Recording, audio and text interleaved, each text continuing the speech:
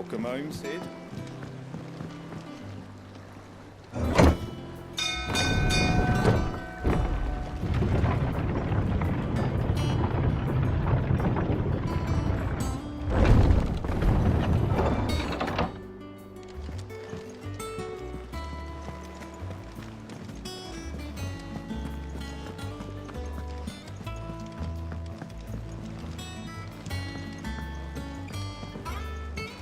We're seeing troops amassing at every door.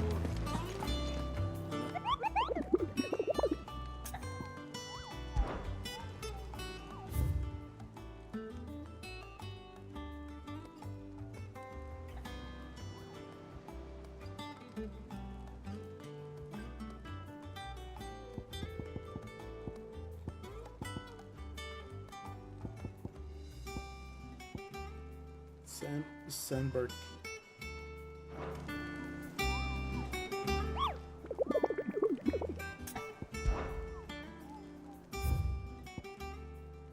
Angel of Death in Sandberg. Sandberg.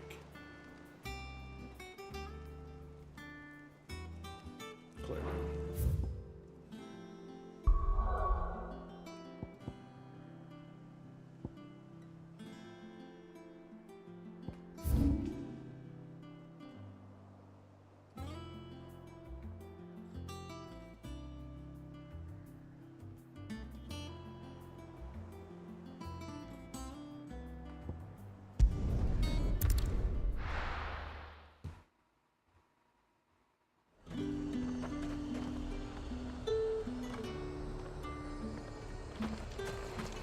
Keep them pilchards nice and chilled. Look at this place. We spend half of it.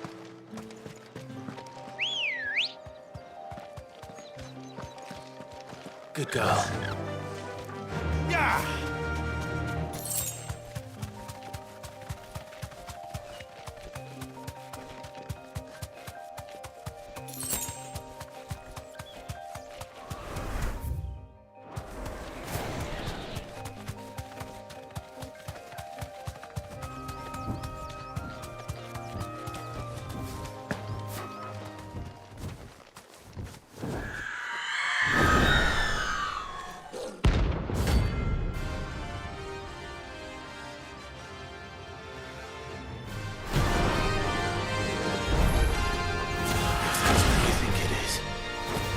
This isn't gonna be easy.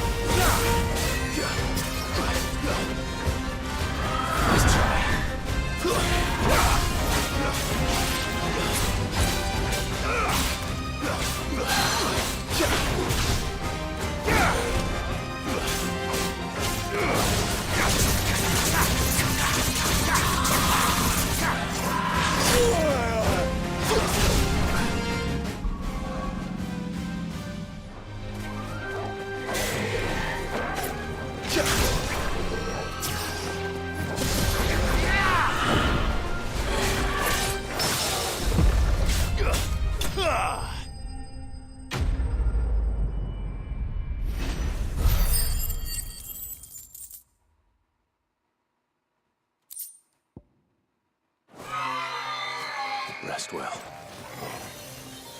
I know I will.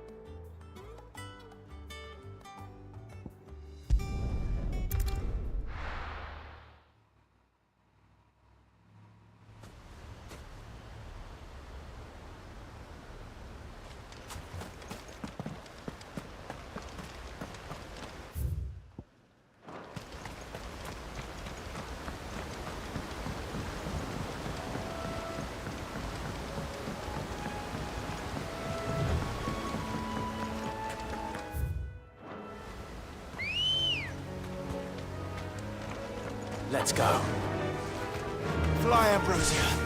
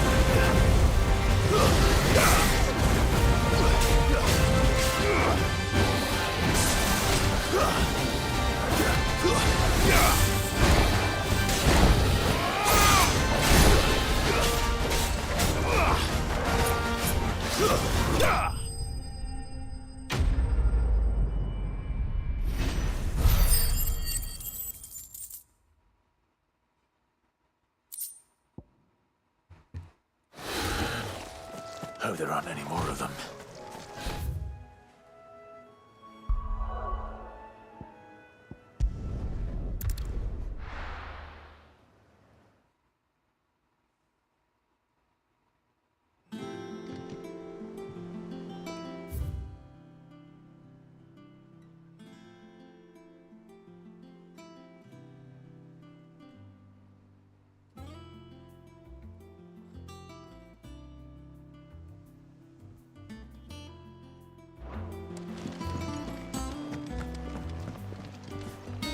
What became of Kupka? Why haven't we heard anything?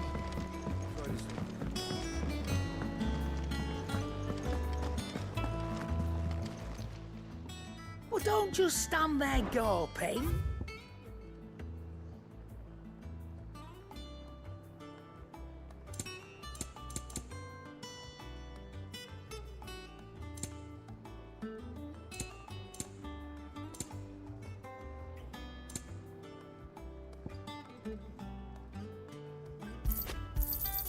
You'll not find a better price than that. It'd better all be here.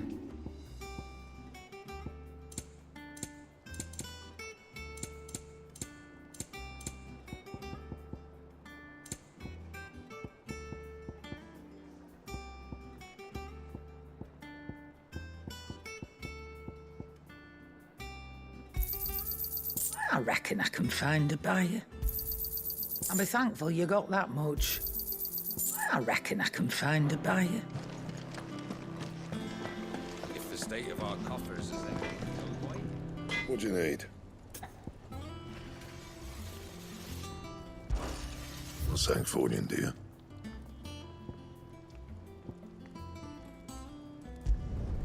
Not bad, if I do say so myself.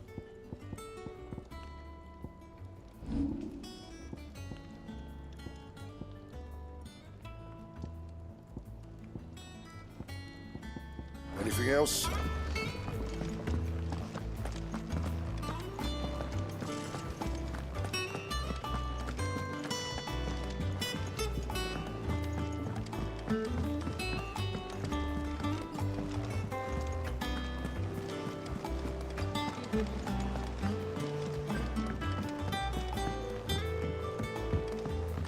We're seeing troops amassing at every border crossing. Clive, you're back. I am. And with glad tidings for once. Hugo Kupka is no more. Well, I'll be. All of our comrades who lost their lives back at Sid's place be smiling down at you right now. We had a stolus from Lubor saying Drake's fang had fallen. I expect that was your doing as well, was it? It's a long story. One for the history books, I'll bet. Welcome home, Clive. It's good to be back. You look better. I feel it. Which means I'm coming on your next little adventure. You're not leaving me behind again. Wouldn't dream of it. Otto, any word on the Royalist movements since I've been away? Shouldn't you be putting your feet up? If you really want to know, go and have a word with Vivian. Thank you. I will.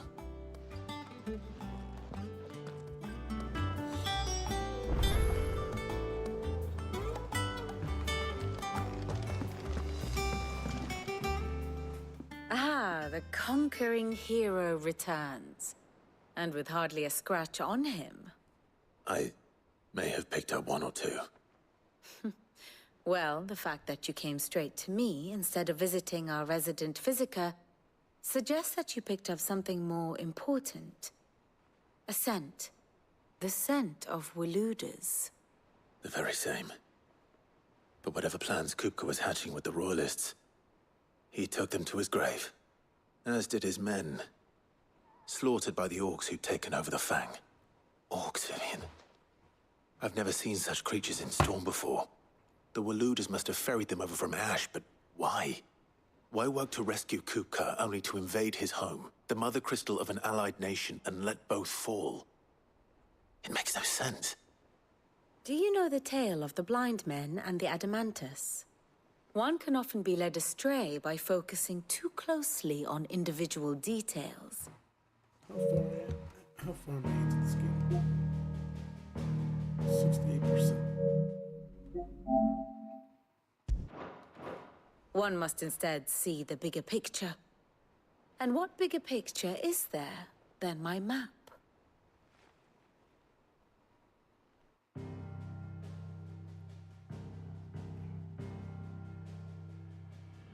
The Kingdom of Waloed claims dominion over all of Ash.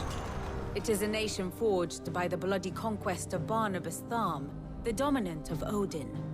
The Canvarian War of Independence in 849. The Battle of the Twin Realms in 865. The Battle of Belinus Tor in 873. Wheresoever his armies fought, Odin was found where the fighting was fiercest. But of late, the warrior king appears to have laid his sword to rest. Battle rages for control of the crystalline dominion. Yet Tharm sends not a single ship in support of his Dhalmekian allies. Meanwhile, the Blight ravages great swathes of Ash. Yet warlike Waloed shows not the faintest interest in laying claim to untouched lands. So why go to the trouble of sending an army of orcs into the heart of Drake's Fang, only to make no attempt to claim the Mother Crystal for Waloed? It can hardly be for lack of men. Tharm's armies rival any in the Twins. No. We have not seen the last of the Waloed standard. Odin will ride again. It is but a question of when. And on that day, who will be trampled underfoot?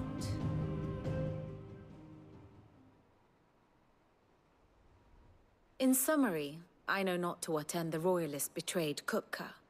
I know only that it is part of some broader scheme. A scheme tied to the ambitions of one man.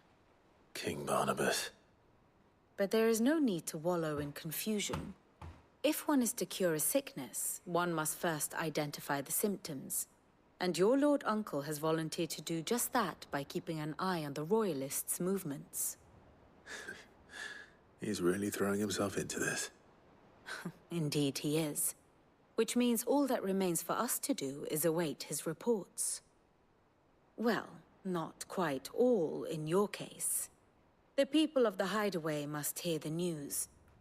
Justice has been done. Hugo Kupka is dead. The wounds he left that night are still raw. Especially for those who lived with Sid the longest.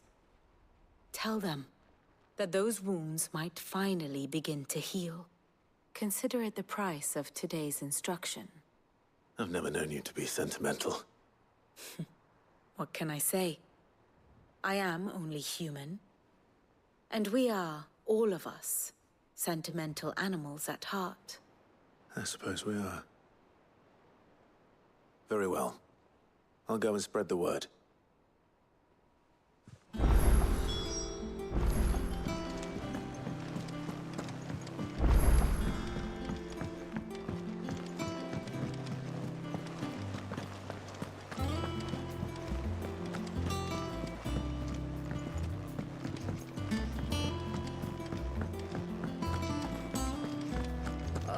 I'm never drinking.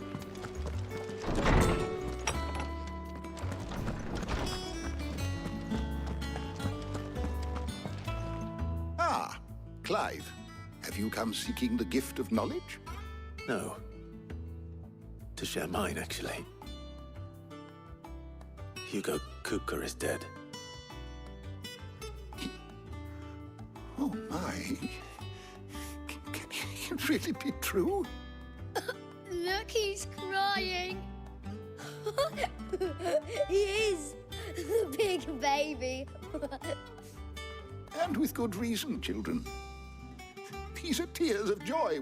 We must offer up a prayer to your parents that the heavens might weep with us. There shall be no lessons today, only thanksgiving and merrymaking. Go, put away your things.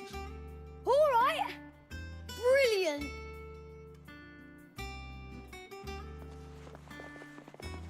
Finally, a new dawn has broken. It has. Thank you, Clive. I cannot wait to share the good news. Hippocrates. After Kupka fell, Ultima came to me. I need to know what he is. Have you learned anything? Alas, no. And not for want of trying. I have scoured nigh every historical tome in our collection and found nothing. Not even the sort of conspicuous absence that might suggest a concealment of fact. One is almost tempted to conclude that such a creature never existed.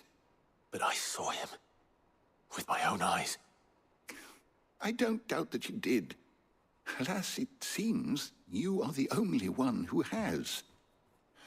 To others, he reveals naught. We see only that which he leaves in his wake, like some terrible force of nature beyond the ken of mortal man. A bringer of death. Whether the Ultima you met with was the being itself, or merely another projection of its power, I know not. But until I do, my investigations shall continue. Thank you. It means a lot. My knowledge is yours. I have a few new notes that might interest you.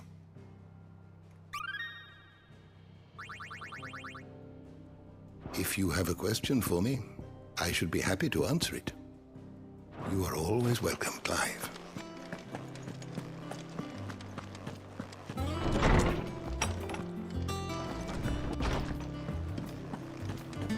Thanks to Sid, the man. Well, we Well, someone looks pleased with himself. It's true what I'm hearing, then. Nothing escapes you, Lady Karen. It's true. Kupka is dead. No more looking over our shoulders, then. Good. I'm starting to get a crick in my neck. Don't let it go to your head, though.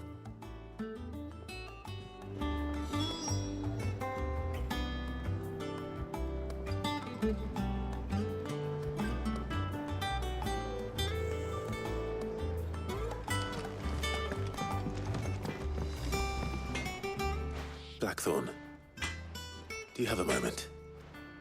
What is it? I'm busy. I wanted to tell you that Hugo Kupka is dead.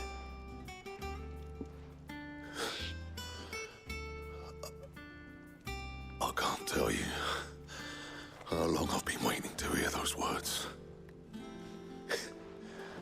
This is it then. A new beginning under a new Sid. I'll try to live up to the name.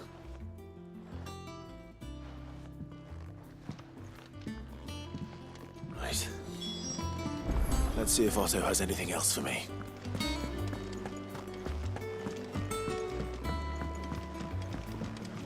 I'm telling you, it's true. I heard it from Otto's own lips.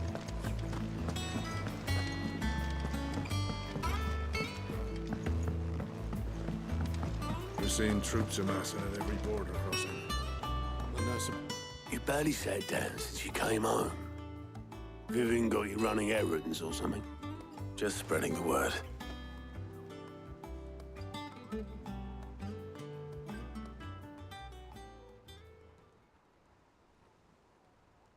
So, the Professor's got a soft side, has she? I'd never have guessed. No. She was right, though. Everyone was glad to hear the news. Ah, but you ain't told everyone. I can think of plenty of friends back at the old hideaway who'd sleep more peacefully for knowing. Not least of all Sid. You should tell him.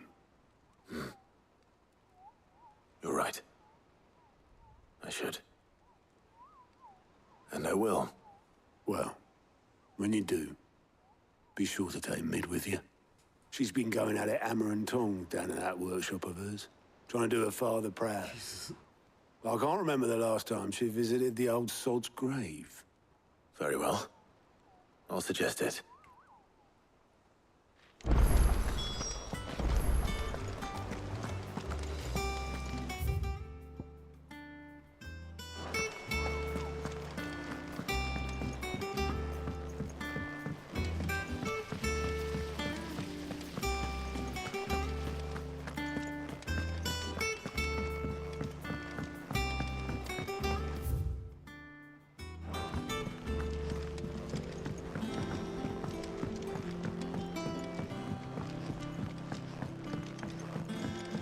If I don't come up with something soon.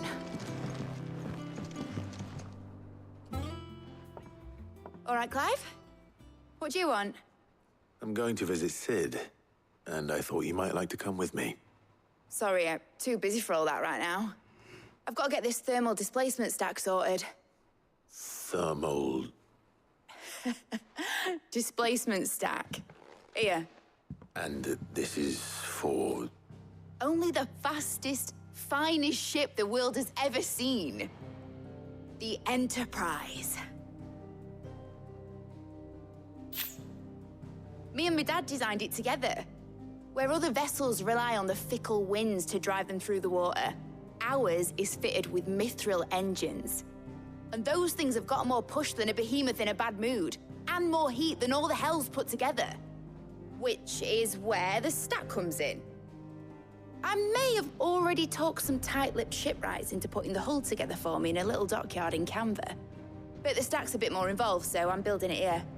Thing is, it's so involved that I'm running behind and it's starting to hold things up over at the shipyard. I'll come and see my dad, though, when I'm done. Whenever that is. Is there anything I can do to help? Good old Clive. I were hoping you'd say that. First things first, I need some parts, man. Bruh. I hate Spectrum, I hate Spectrum.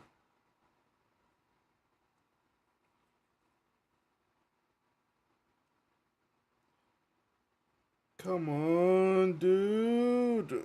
Oh, some still sucks.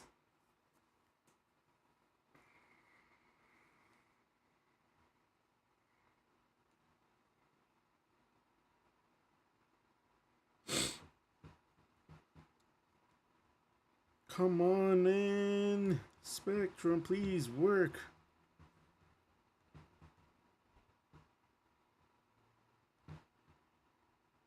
Come on, Spectrum.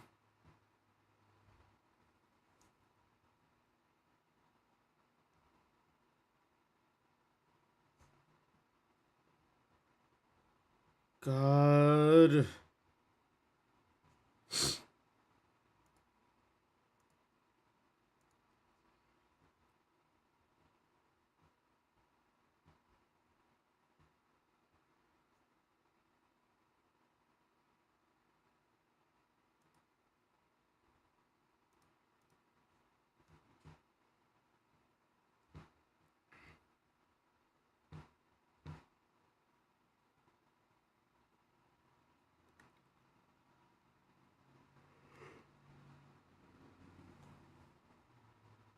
Please, Spectrum.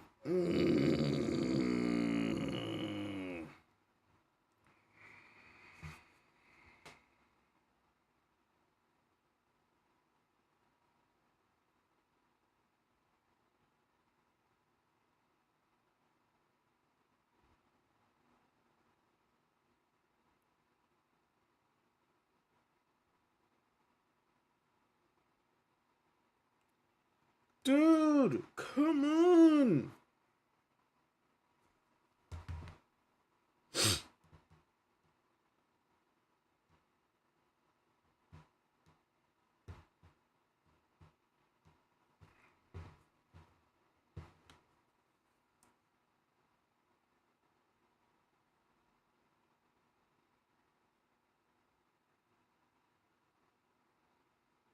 Dude, come on.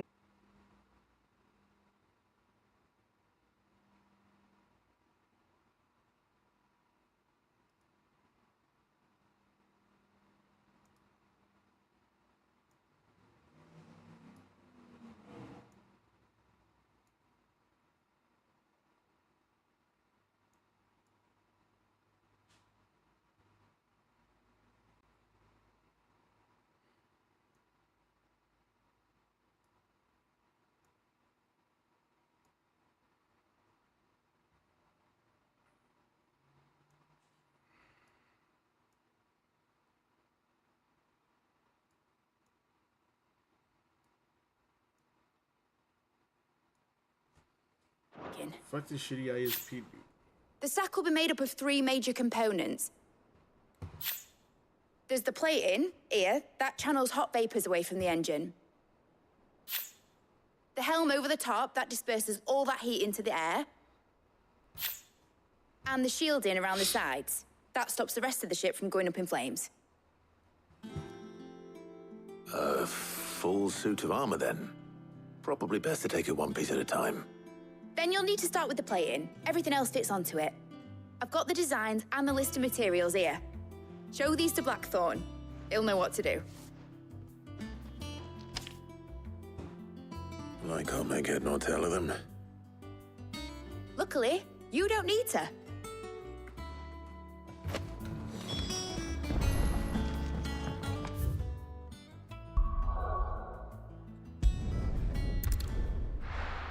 Too lazy.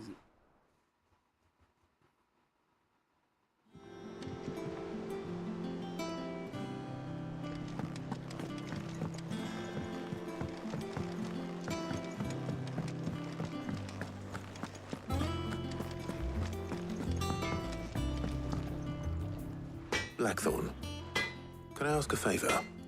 Out with it. It's for Mid. This my last chance to say I'm otherwise engaged. Spare myself the arseache. Go on then. What is it this time? She said you would know. Here.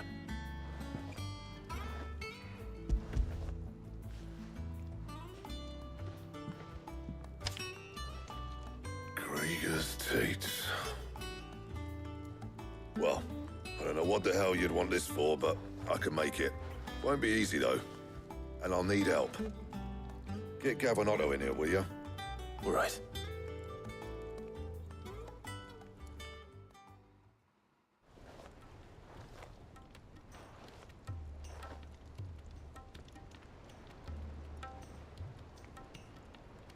So Mid's roped us all in here again, has she? Typical. Still, if that's what it takes to get her to visit Sid's grave, I'll do what I can. And, what is it we need to do, exactly? Take a look at this. It's this plating. The usual sword-grade steel won't work. We need something that can get very hot, very fast, and still keep its shape. That means an alloy. Something that won't break or buckle at the temperatures she's talking about. Which is where you lot come in. I need materials, and I've got my work cut out already. You'll have to fetch them. Now, there's a special kind of sand I'm after that you can only find out in the Velcroy. Stardust, they call it.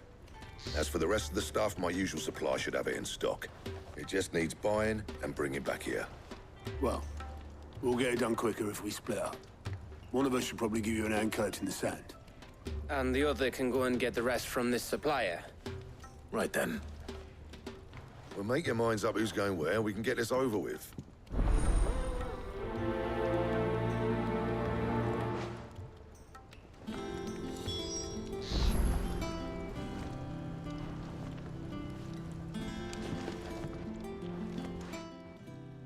You going after the Stardust then, are you?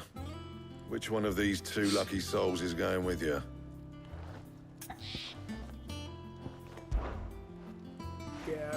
Gav, you're with me. All right, then. So, where do we find this Stardust stuff? There's a river that runs through the southern reaches of the Velcroy. It's the black sand that washes up on its banks that you're after. Southern reaches of the Velcroy, eh? That's down past Dalamil. I'll go and scout the place out. See about hiring us a wagon to bring the stuff back to. All right. I'll meet you by the river. While you're off having a paddle, I'll pick up the rest of the stuff from Blackthorn's supplier. Take care. You two, eh? Don't go letting them fleece you. Fleece me? I'd like to see him try. In your own time.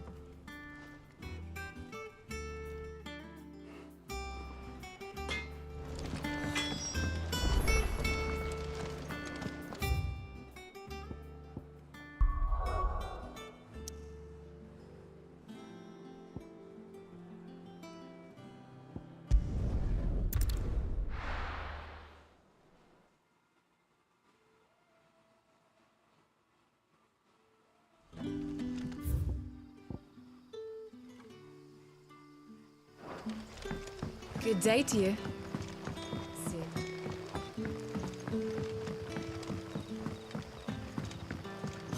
The crystals we get from it. We had to dig a new cellar.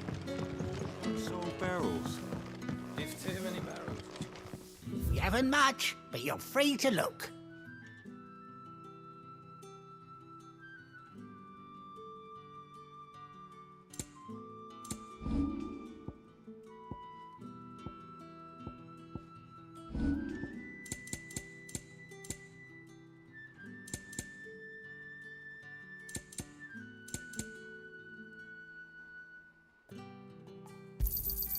I trust it's all here. Ah, yes.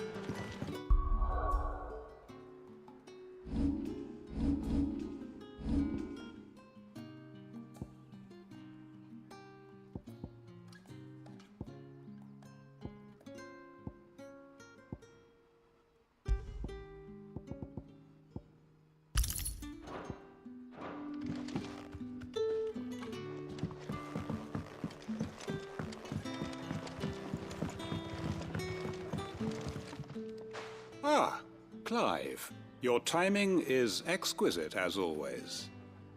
I have a concern which you may be able to assist me with. Go on. There are whisperings afoot of shadowy figures having been sighted outside the village. Rustlings in the undergrowth. Oh my god, please. Spectrum, I want to stream a game.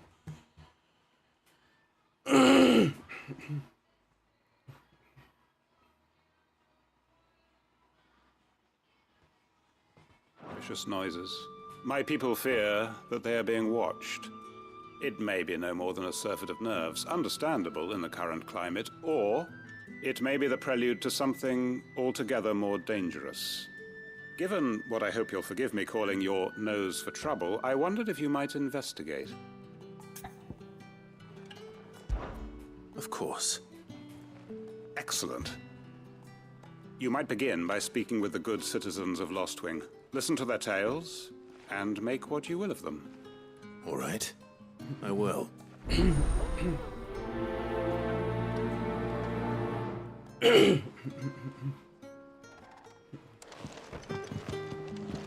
Right. Let's see what the people of the village have to say. I'd better find out if this is just nerves, or something we need to take more seriously.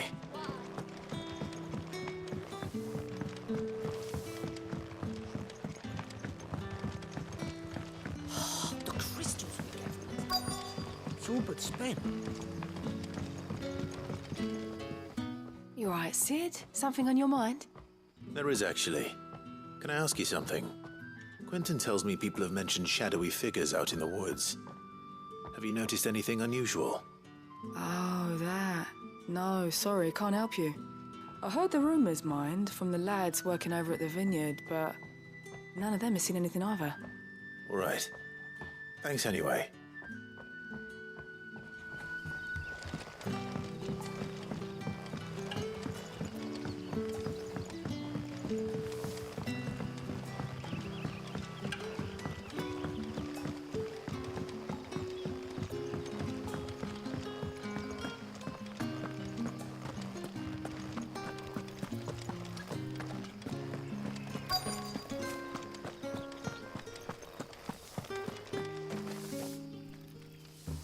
Do you have a moment?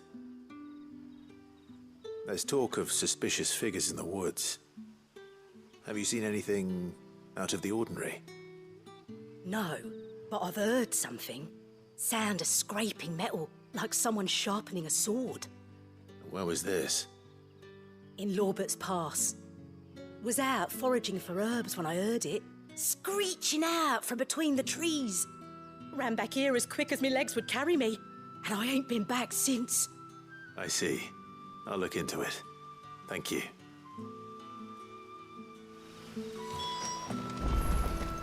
Seems Lorbert's Pass is our best bet then. What do you say, Torgal?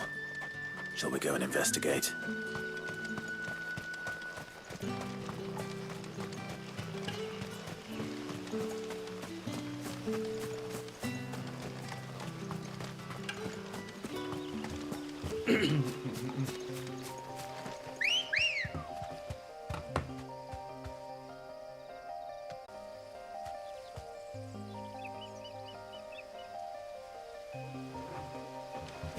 Good girl. Come on. Are you fucking kidding me? I hate Spectrum so much. Come on. God. Oh, I can never do shit with fucking Spectrum.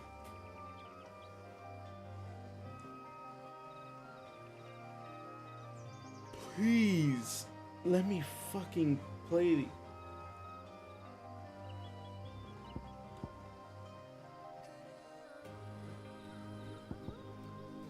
Spectrum, please, let me fucking...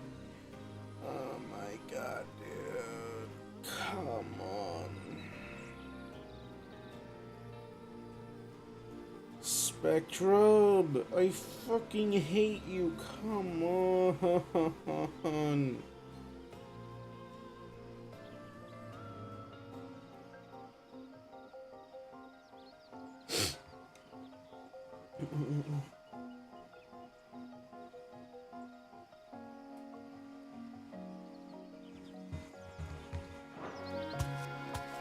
Yeah!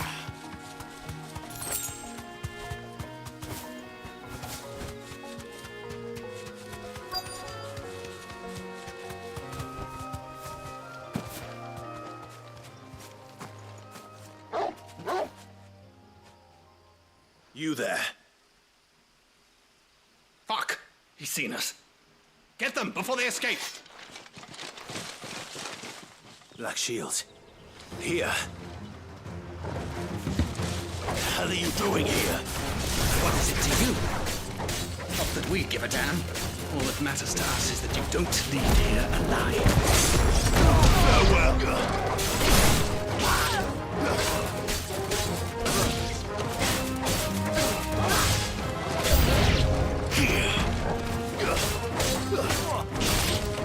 Fire and flame!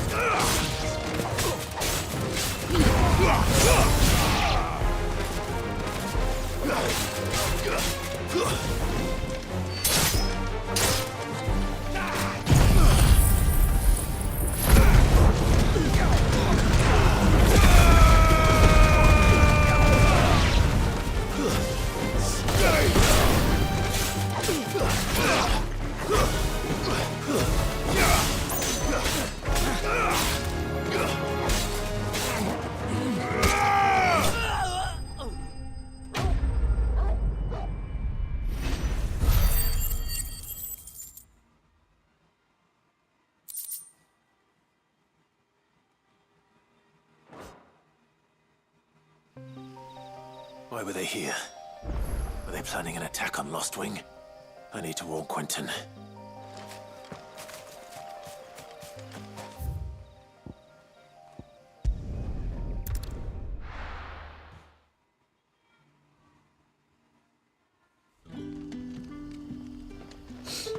Good day to you.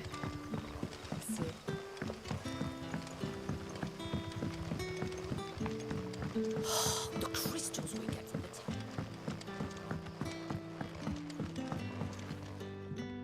Clive, how goes the hunt for our sinister figures? I found some black shields hiding near Lorbert's Pass. They're gone now. Black Shields. The Empress's former bloodhounds. Though they serve another master now. One who means to root out and destroy both me and those I care for. And it would appear the pack has finally caught the scent of its prey. Damn it all. I had hoped I would have more time than this. More time to prepare. But if we are cornered, we have no choice but to bite back. And bite back we shall. I'm sorry. You're going to need to explain. Who did the Black Shield serve now? And why would that person want you dead? Because I want him dead. Who? The former Lord Chief Justice of Sanbreque. All that I have built here is for him. I don't understand. Why him? Why Lostwing? I suppose it is better that you know the truth. I was a member of the judiciary once. So sickened was I by the injustice of this world, I swore to fight it. And fight it I did, in my own small way.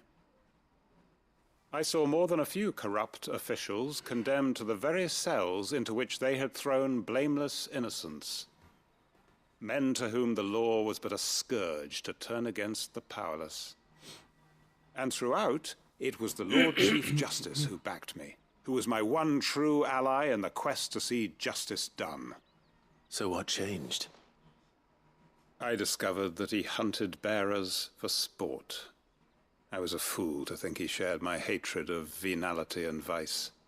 His support for me was no more than a facade, a means of ridding himself of his rivals, a mask to hide the rot beneath. I filed suit against him immediately. His response, however, was rather more visceral. He had my entire family slaughtered, and he faced no punishment whatsoever. I lost everything. My loved ones, my livelihood, my position, the faith I had once held that any modicum of justice might be achieved through the courts. So I set about enacting my own. I tracked down every soul who served him, and slit their throats myself. But the man himself proved an altogether more difficult target. With money and power come protection. And so I saw that I would need an army of my own.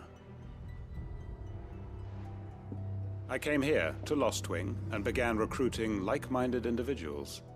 And everyone here knows this is why you do what you do. Of course. They too have lost loved ones to the bearer hunts. Seen faultless friends sent to the gallows to spare the guilty. All under the watchful eye of the Lord Chief Justice. Our wounds are the same.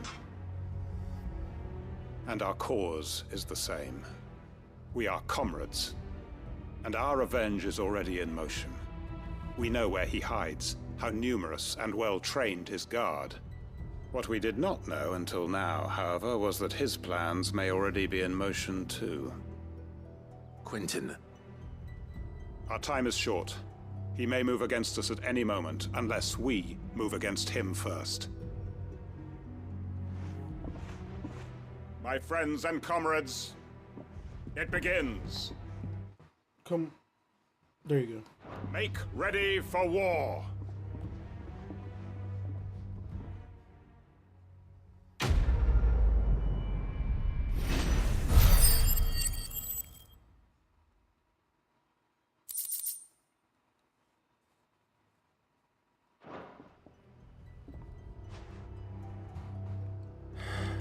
I'm not going to change his mind.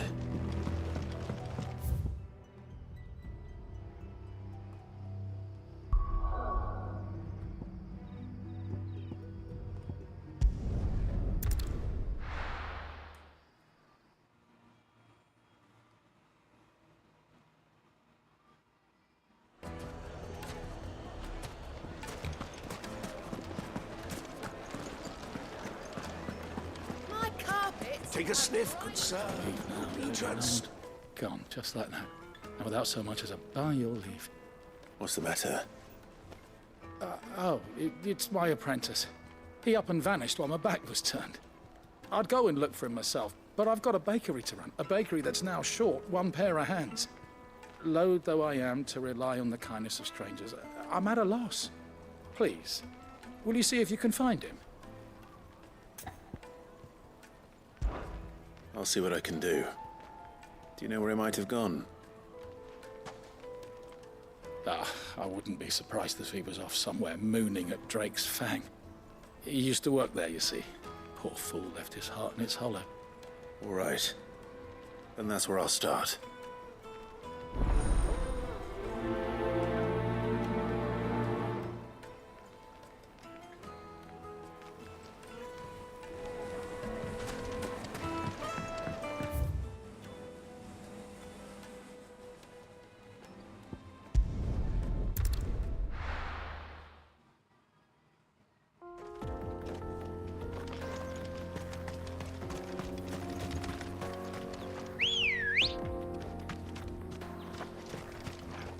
Let's go.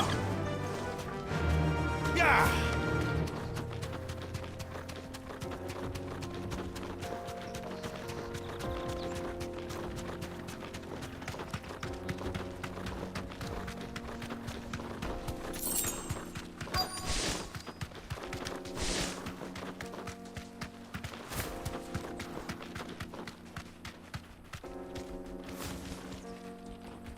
Straight home now.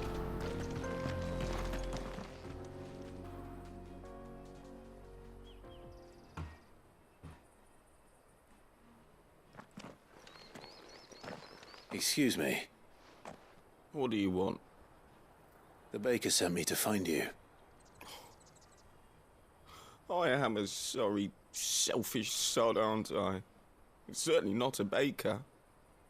Master must have ruled the day he took me in. Time was the sight of the fang used to calm my nerves. But now look at her. I take it you missed the Mother Crystal. I hated her, but she was all I knew. Worked her mines for years.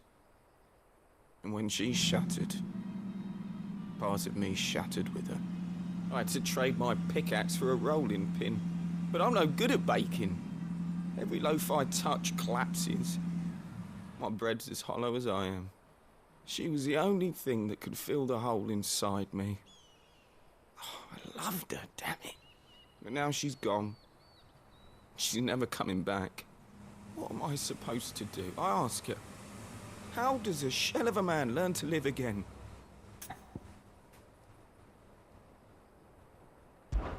Perhaps you could express yourself in your work. If you miss the fang, maybe you could recapture it somehow. Recapture it? I'm a baker, not a... You know, you might just be right. What a fool I've been! I have to get back to the bakery right away. Thank you. Thank you, my friend. You've opened my eyes. Wait.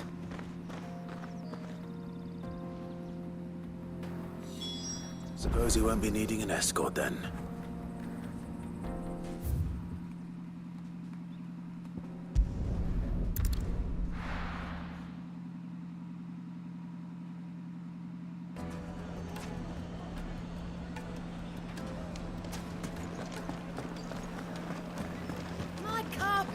Take a sniff, good sir.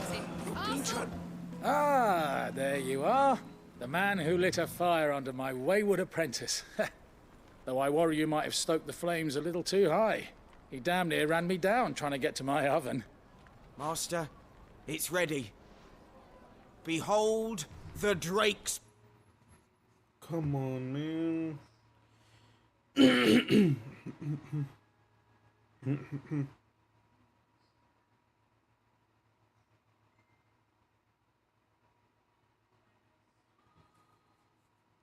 Balm. A truly unique creation. I dare say it is. Just look at it. A perfect likeness of the Fang herself. Her steepled peaks, her fulsome spurs, her inviting hollow. True, my loaves collapse more often than not, but what's the Fang without her crater? Why, no Fang at all. And look, inside. She's filled to bursting with a bounty of beautiful crystals. Salt crystals! Master, I have found my purpose.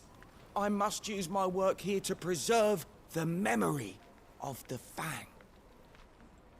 Well, if it tastes half as unique as it looks, I'd certainly say you're onto something. Not only is my apprentice back, but he's finally pulling his weight. With any luck, I might even have a new delicacy on my hands. I don't know how you did it, but you have my thanks.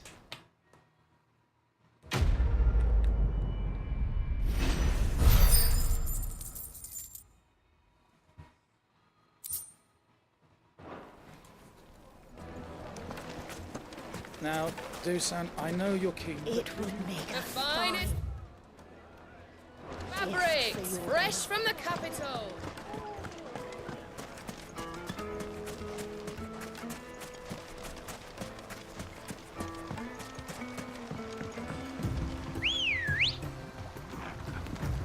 Looks like I found the river. Where's Gav?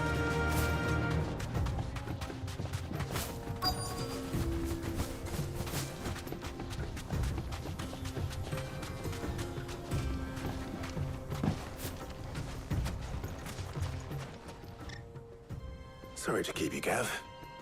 Better late than never. I've had a quick scout about, and I reckon round here's our best bet if we want to grab as much of this Stardust stuff as we can. Don't know what Blackthorn's planning to do with it, though. I asked over in Dalamil, and they seem to think it was worthless. But if Stardust is what Blackthorn wants, Stardust is what he'll get. There's plenty of the stuff lying about, just begging to be bagged. Then let's get bagging, shall we? We shall. Race ya.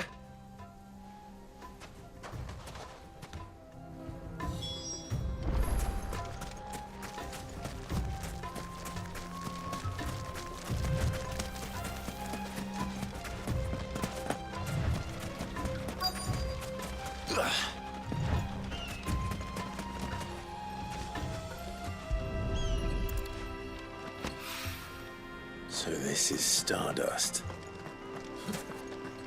It just looks like black sand to me.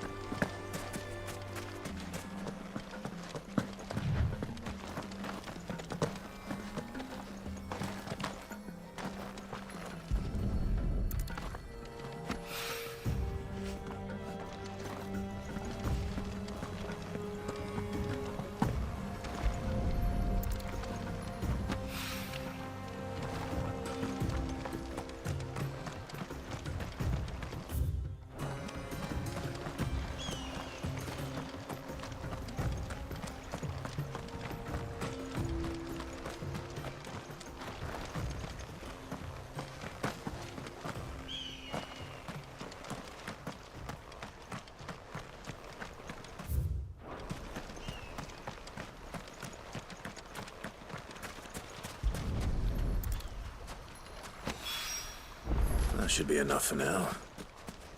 Let's see how Gav's getting on.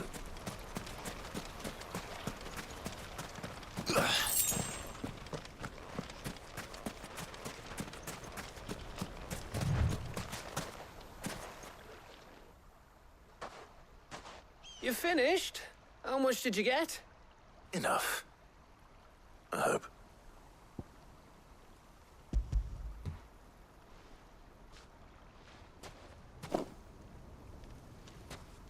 Oh, you win. That might even be enough for old Blackthorn.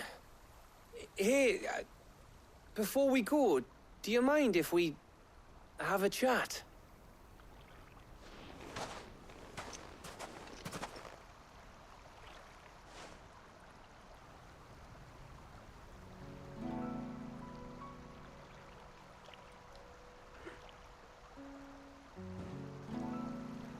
Feels like ages since we had the chance to talk.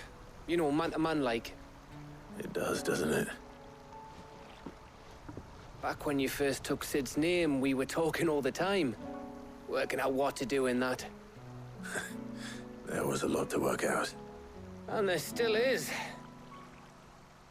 Those shoulders of yours starting to feel the strain. Hardly ever see you around the hideaway nowadays. Always on some errand or other. You can take a day off, you know. Says the man who spends most of his time behind enemy lines. Only 'cause you keep sending me there. I know I can count on you, Gav.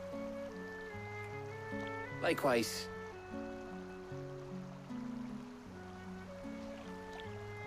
So you keep sending me wherever you need to, and I'll keep going. Safe in the knowledge that I have a home to come back to. Thanks to you.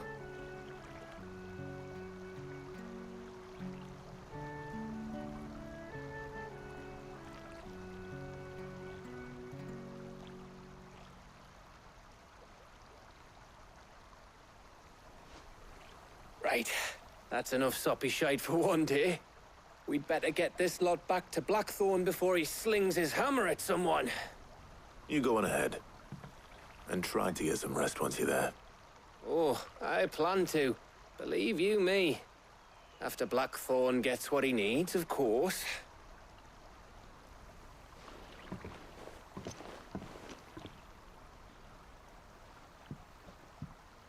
Right.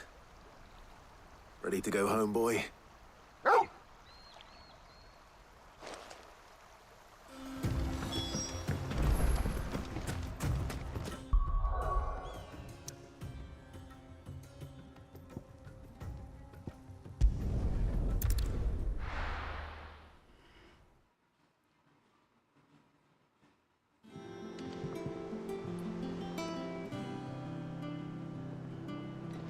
Let's hope this is all Blackthorn needs.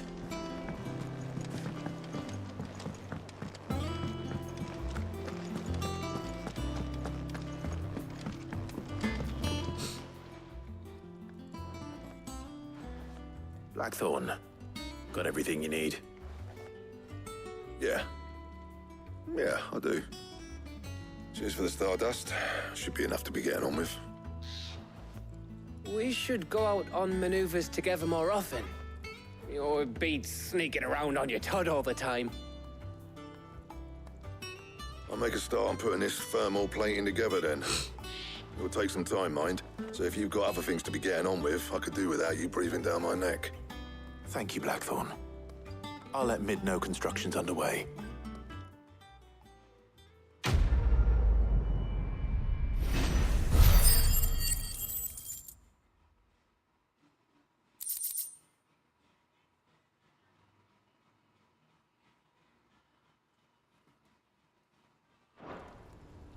Suppose we'd better be getting back to work too. Give us a shout if you need anything.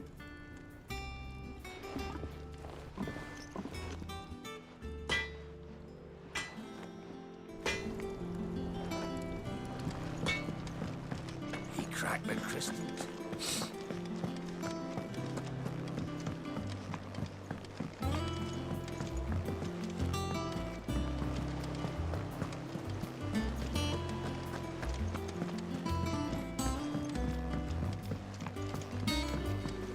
We're seeing troops amassing at every border.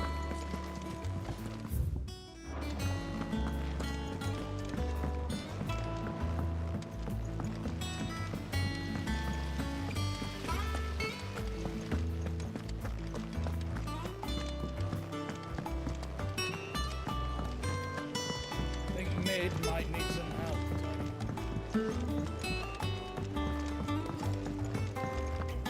If I don't come up with something soon. You'll be pleased to hear that Blackthorn started work on the plating. Excellent. 1 down, 2 to go. So, what's next? The helm, of course. For this, we'll be repurposing fallen scrap. Salvage from the ruins? I thought that material was all but impossible to work. Ah, but we don't have to. I'm sorry. Just so happens there's one particular ruin that's broken into exactly the right shape and size pieces for what we need. What's the name back there? I'll give you all the details. What's her name? Right.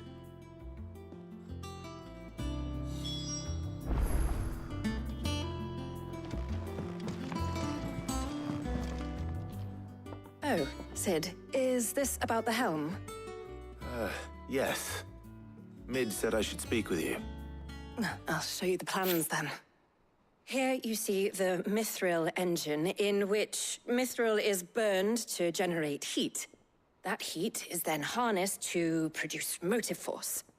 Excess heat is dealt with by means of the thermal displacement stack, which disperses it into the surrounding air. Now, were we to rely on thermal plating alone to achieve this effect, the rate of excess heat buildup would far exceed the displacement coefficient of the plating. In other words, the reactor would overheat and eventually explode. This is where the helm comes in. It connects to the plating, you see, and serves as a sort of thermal sink to absorb all that excess energy. Our experiments have shown that fallen ceramics are remarkably thermophilic. They can withstand and absorb levels of heat far above anything we are able to make today. And not only that, they're also waterproof and immune to rust, making them the perfect material for our protective hood. Why, if sea or rainwater were to enter the reactor proper, it would vaporize instantly. The forces produced would tear the ship from stern to... You can stop there. I understand. Mid said we might be able to use parts of a fallen ruin. Where would I find it? Ah, yes. It's in Lorbert's Pass, near Lostwing. The thing is, well, I probably should have arranged to have the pieces we need brought here sooner. You see, a certain unwanted visitor has taken up residence there. It's no longer a matter of just walking in and taking them. It's, going to be considerably more dangerous than that. I see. Then I suppose I'd better deal with this unwanted visitor for you. Would that help? Oh, very much. Thank you, Sid. I'll gather my team and head there right away. We'll meet you outside the ruins.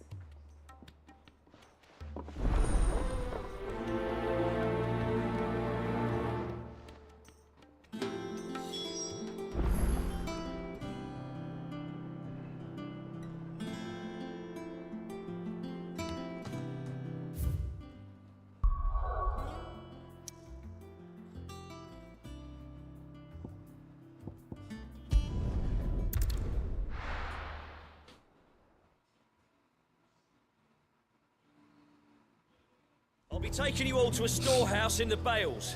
Leave anything you don't need behind.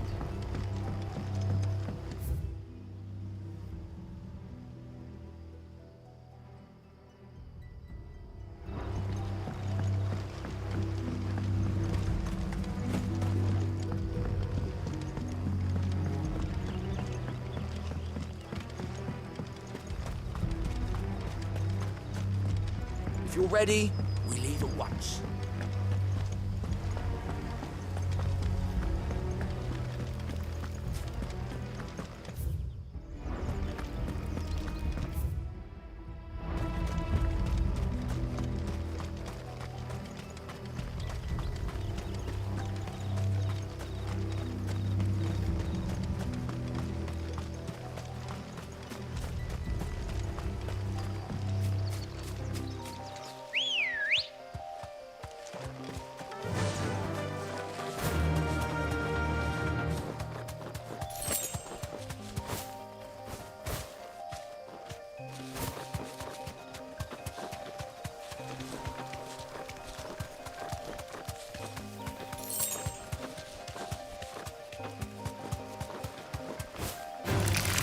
Time to fight.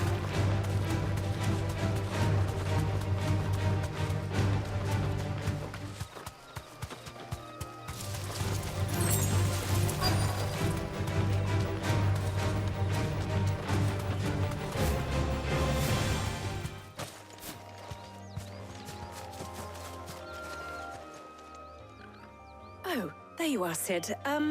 Thanks so much for coming. The, ruins are just over there, as is the creature I told you about, I'd imagine. Would you mind? Of course. I'll be right back.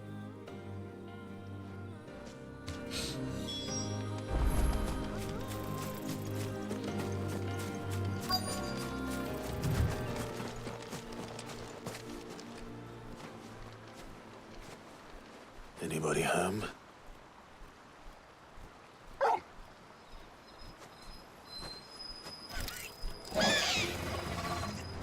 This must be our unwanted visitor. Time to go.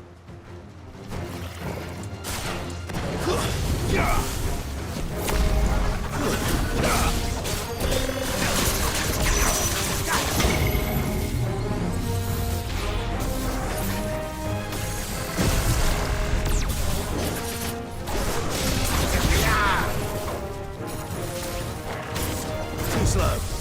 Nice try.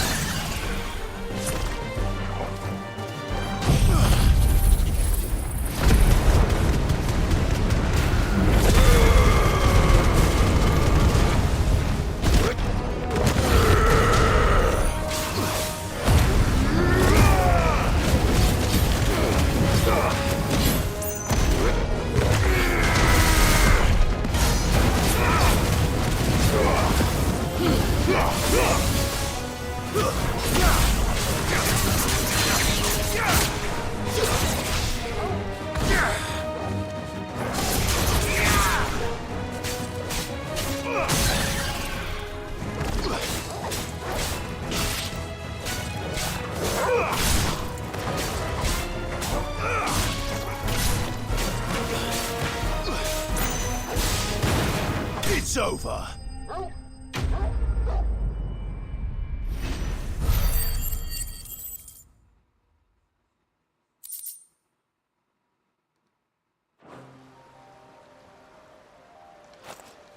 The things I do for you, Mid. Sid! Oh, thank goodness you're safe. You shouldn't have any trouble now. Indeed. Well, don't let us keep you. We'll, see that everything is transported safely back to the hideaway. All right. I'll let Mid know you're on your way.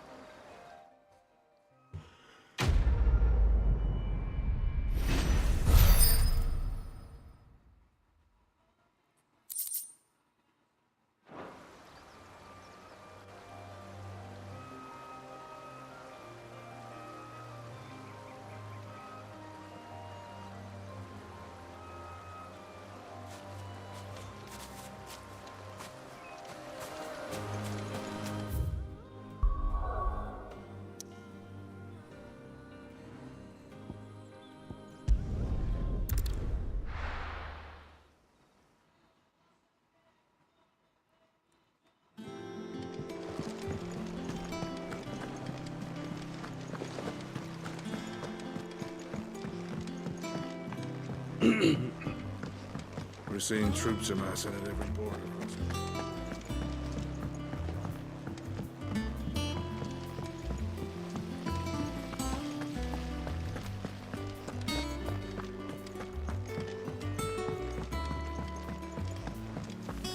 Think Mid might need some help tidying up. If I don't come up with something soon. Mid. Helena has recovered the material for the helm. She'll be along shortly. Excellent. Another job well done. And just one remaining. Right. Right, the shielding. This one's a bit of a bugger. How so? The plating's enough to stop the engines going pop, but those things will still be spitting out enough fire to set the rest of the ship ablaze. Which is why you need proper shielding. A prison for the dragon's breath that's blazing away inside. I thought a triple thick layer of tempered steel might do it. Or more of the stuff that the Fallen use, but they'd both be too heavy. The helm and the plating are bulky enough as it is. Add any more weight and the whole ship would be at the bottom of the briny before we'd even started. I need something light. But I've racked my brains and I just can't think what would do it. Well, if I were in need of obscure knowledge, I know whose counsel I would seek. Harpocrates. Tomes? Yeah, well, I'd thought of that, obviously. I've got all the details written down here. Can you take this to him, see what he makes of it? Right away.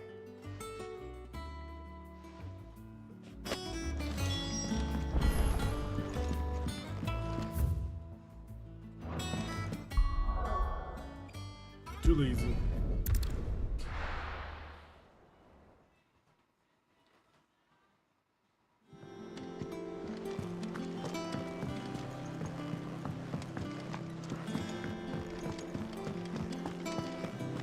Thanks to Sid.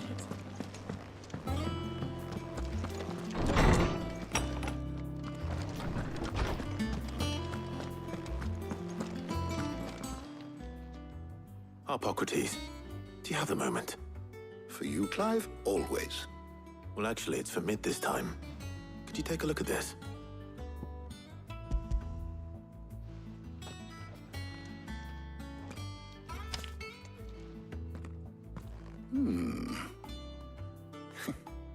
Shielding for a mithril engine. Whatever will that girl think of next? And what are these notes around the edges? She has some specific requirements for the materials. The shielding needs to be able to resist extreme heat on the inside, and yet remain cool enough on the outside not to set the ship alight, while also being light enough not to sink it. As you can imagine, she's struggling to find anything that meets her needs. I see. I wondered if you might know of a solution, or if you might be able to search the records for one. Perhaps it is not a different material she requires, but a different approach. What do you mean? Consider the lake we have made our home. Its blighted waters eat away far more quickly than fresh water or even brine, at timber and steel alike. And yet, we have made a home here from those very materials nonetheless. We have. But Bardolph must varnish every board twice over to keep it from rotting. And Obelus complains that without a constant supply of pitch. I see. Early Gregorian histories speak of a preparation known as moon dew. It is said to be able to resist even the most ferocious flames. Before the dragoons tamed the worms and wyverns of the realm, nobles would daub their castle walls with it in order to guard against dragon fire. So if we could recreate it... It might be applied to some material or other in order to provide the protection Mid requires. As to how best to apply it and to what material, perhaps Bardolph and Obelus might be of assistance. I shall speak to them and see what wisdom they might have to offer. If you would be so kind as to procure the necessary ingredients, I shall discuss the specifics of how it might be most effectively put to use with our two friends. The knowledge of the past may yet prove useful to we of the modern era. Thank you, Harpocrates. And since you're asking others to help you, perhaps I should too.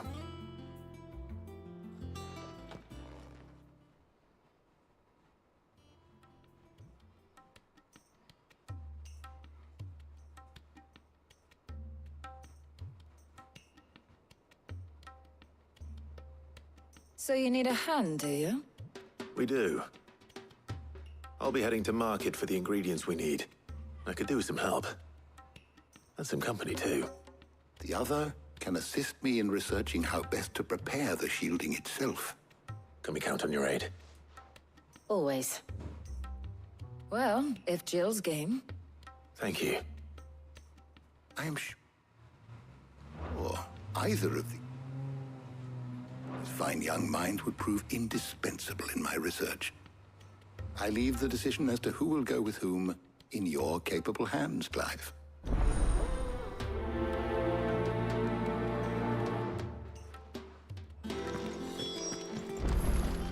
Shielding that guards against even the most ferocious flames. We could have done with some of that on Drustinus. I doubt I would have survived that place with or without it. A trip to Northreach, though, I think either of us could handle. So, Clive, have you made your decision? Who will accompany you on your little excursion?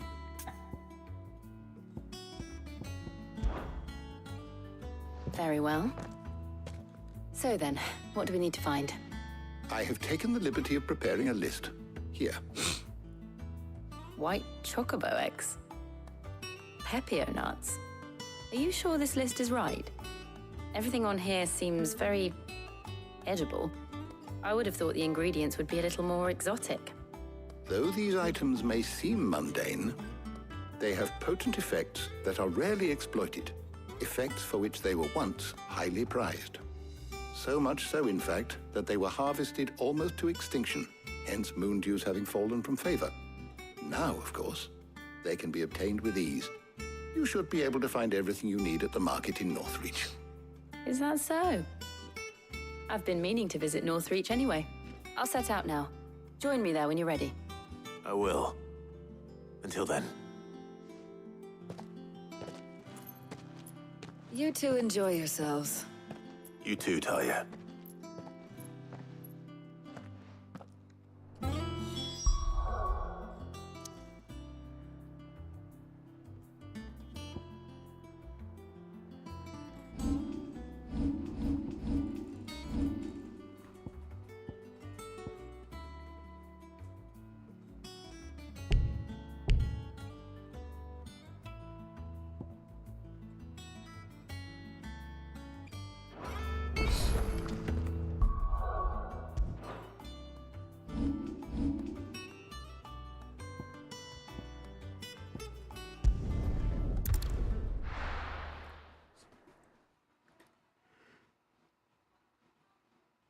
Now, where's Jill? There's talk. Keep them pilchards nice and chilled. I won't have you. Are those Pepio nuts? How goes the hunt for ingredients? I've only just started. I'm sure everything we need is somewhere amongst all these stalls, though. Why don't we split up and see? We'll take a couple of ingredients each. All right. What am I looking for? How about you look for the Pepio nuts and some garlic? I'll find the other things we need. We can meet by the gate when we're finished. Up! You'll not find a bruised pippin in them. Fresh cuts! Come and get them before. You haven't much, but you're free to look. I trust it's all here.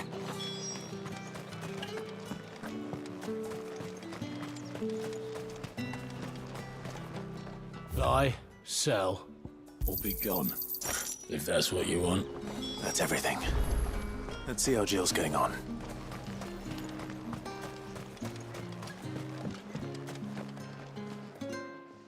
Did you find everything? I did. Here.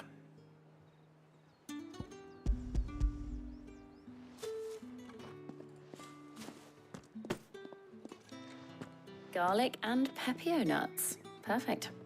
Now, all that remains is for Harpocrates to somehow turn all this into what Mid needs to keep her engine cool.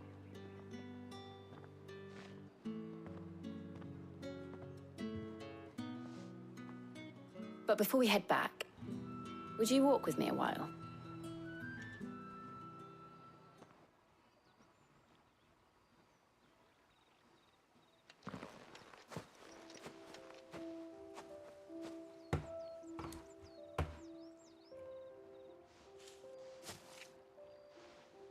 Thank you for asking me to help you today. It makes a nice change. It does. It's good to get away from all the battle and bloodshed for once. Just being here reminds me of when we were children. Do you remember? Walking down Market Street in Rosalith, taking in the sights and smells. How could I forget? What with Torgal's antics. Remember how his nose would prick up at the scent of sausages? He'd go racing away and we'd have to go running after him. We wouldn't catch you now, would we, boy? Was there anything you wanted to buy for yourself while we're here? There was, yes. Well, sort of. Molly in the kitchens told me about a place that sells particularly good pies. Thought you might like to share one with me. I would. Thank you. And I saw some bread.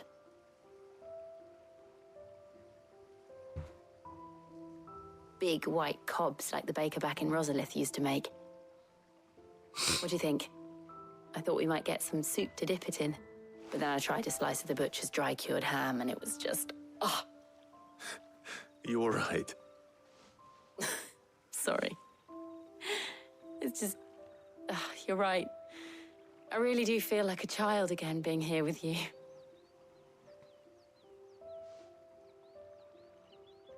Clive. Is it wrong of me to enjoy this? No, Jill. This is how life should be. And it's how our lives will be when our work is finally done. When we can live on our own terms. I hope so. Thank you, Clive.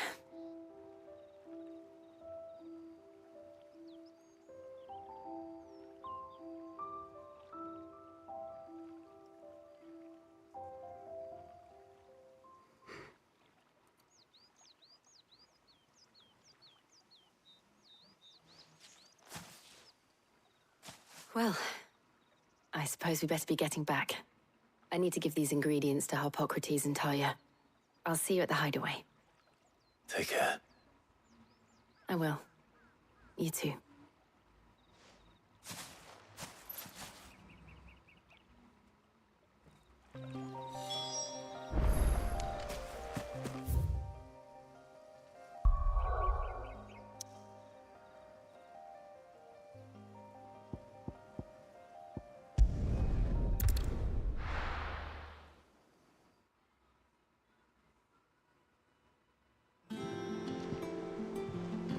I wonder how Harpocrates is getting on with the moon dew.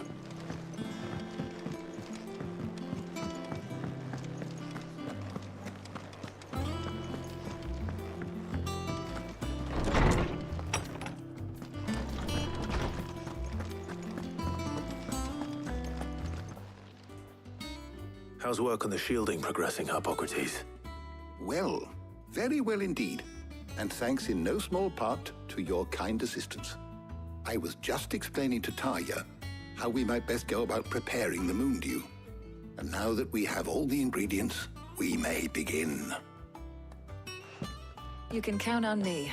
I've mixed more than a few mysterious concoctions in my time. I'm sure you have.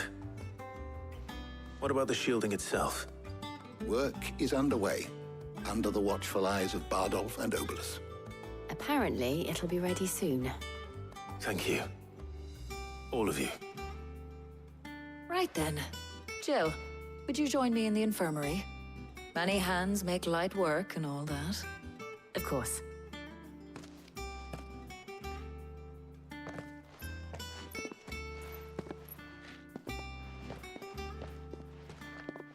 Oh, and Clive, thank you. It was nice just being with you.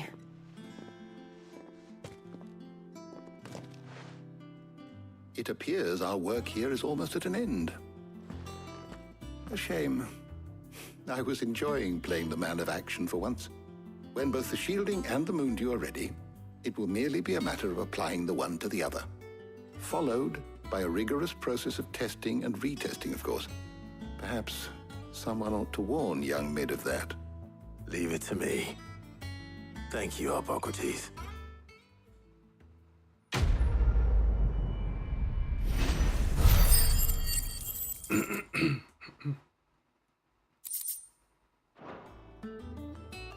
Well, I'd better go and give Mid the good news then.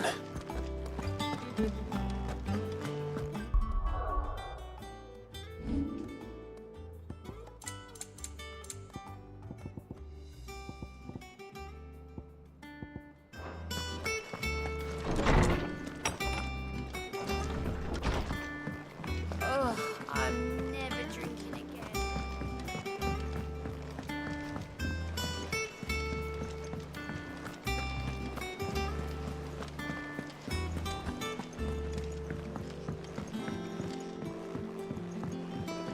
We're seeing troops amassing at every border crossing.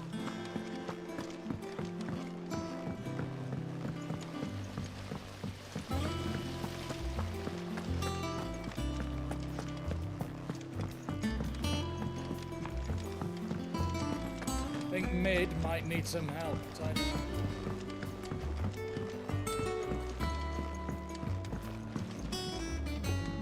Sorry to keep you waiting, Mid.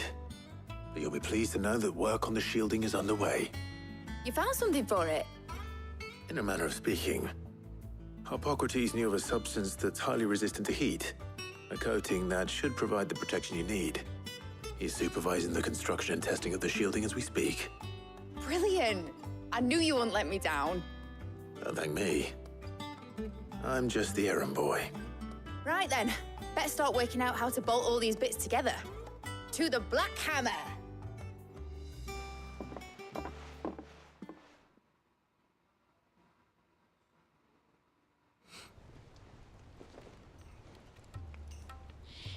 You know, when I got into the smithing game, I thought I'd be making swords and shields, not thermal bleeding didgeridoo-dahs. Displacement stacks. Same difference. Whatever you call it, I ain't putting it together in here. It's cramped enough as it is. Let's take this outside. Mid, you get all the parts lined up on the deck. I'll take care of the rest. On my way! Oh, and bring me the biggest hammer you can find. This is gonna require some precision walloping.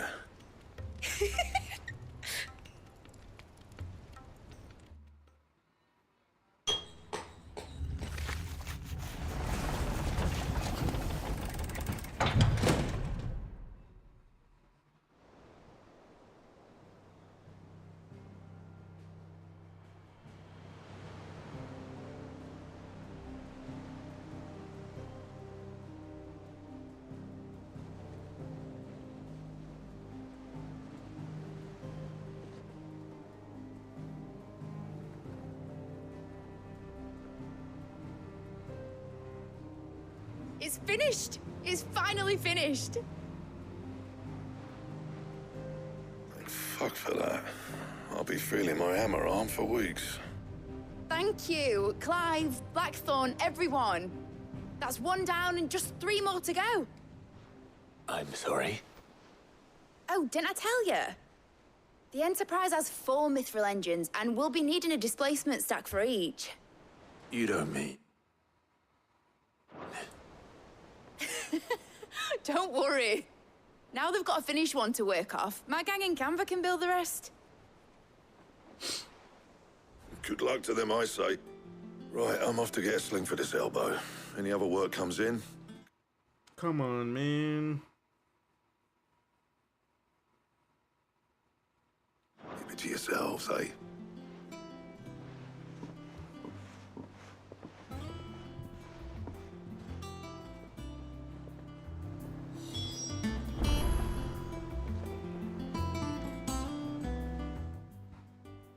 What's the matter? Nothing. Just daydreaming.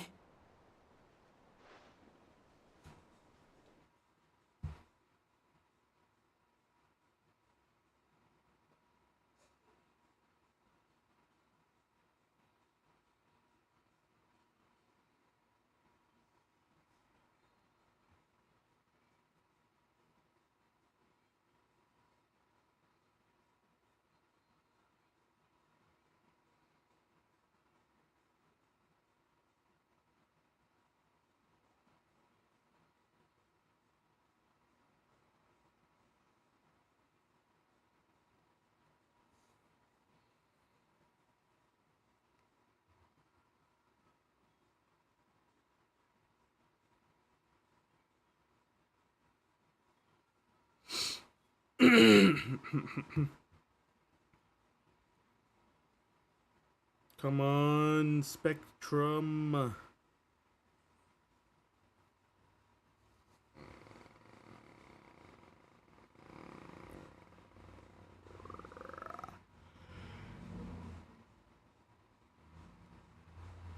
Thinking about the Enterprise sailing off over the horizon to shores unknown, searching for a land untouched by the Blight, just like me and my dad planned. So if the Are you fucking kidding me?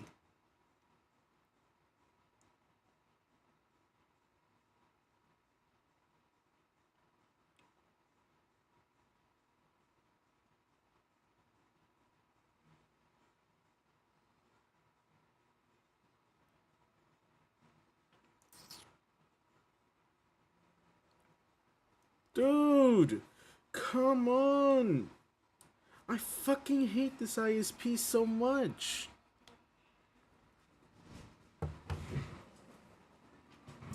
Ugh. Why can't Spectrum just fucking spare me for one stream day? Come on.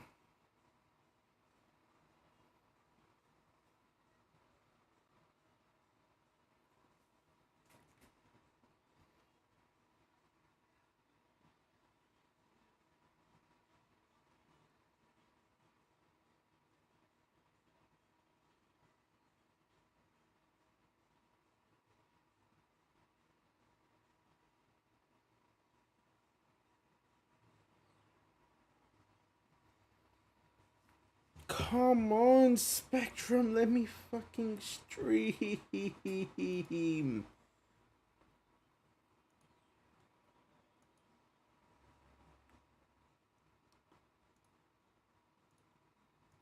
Come on, fucking stream.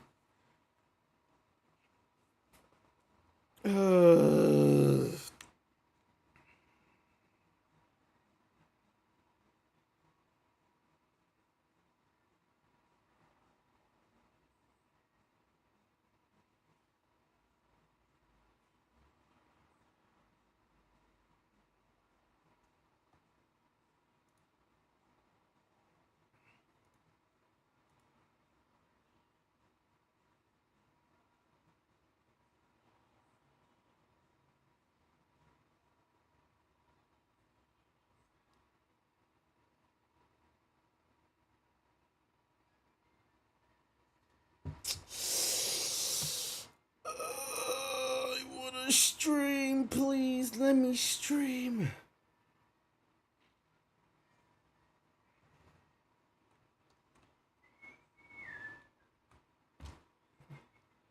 Oh, I'm back. I'm back. Fucking Christ, I hate Spectrum so much. Just came to the worst, and every scrap of soil in the twins turned black. We might still. Are you fucking kidding me? Come on, dude. Let me stream.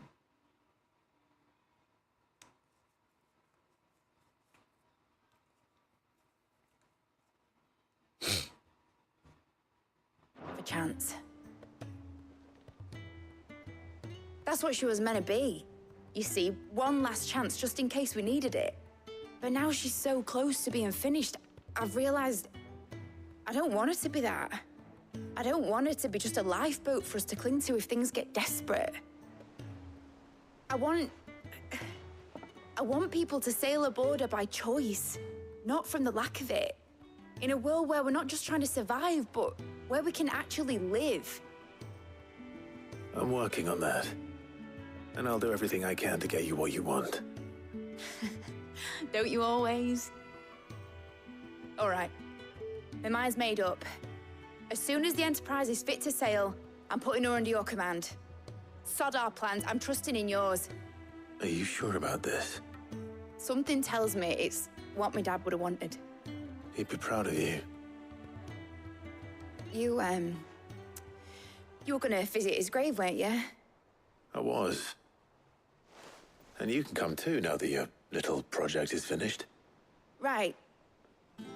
There's just one thing I need to finish up first. Won't be a mo. All right. I'll let Otto know you're coming. Meet us in the mess when you're ready.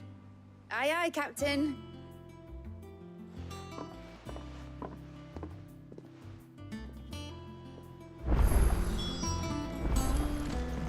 Meg told me she...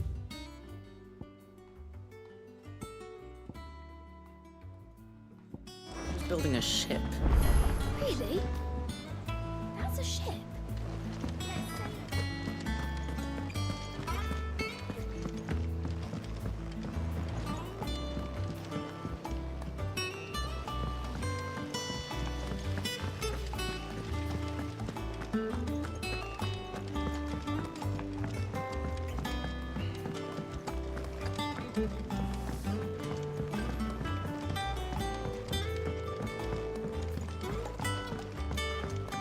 Well, here, Sid. Reckon you might be just the man to help me out of a bit of bother, if you've a mind to. Let's hear it.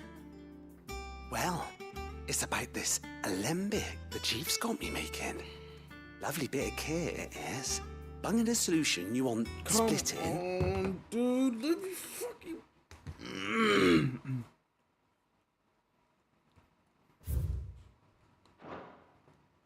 And it will separate it out, just like that.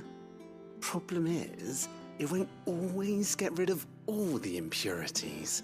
And with some of the stuff we need it for, that ain't good enough. Which is why I've been looking for something to filter the liquid we'll be cooking off. And that's where I was hoping you could help me out. I imagine Ty could get some use out of this alembic too.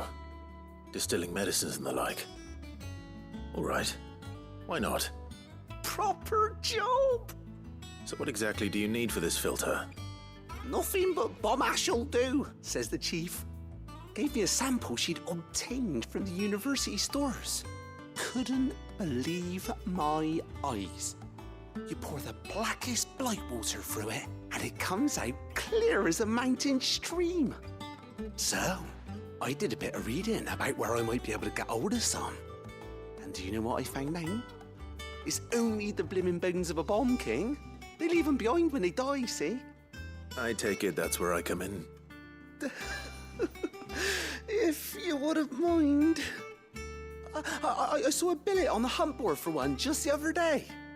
Would have gone myself, but, well, fighting dirty great balls of flame ain't exactly my forte.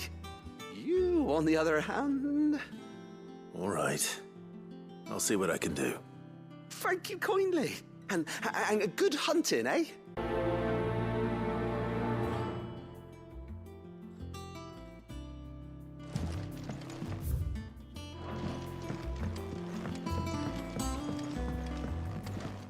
Come on, man.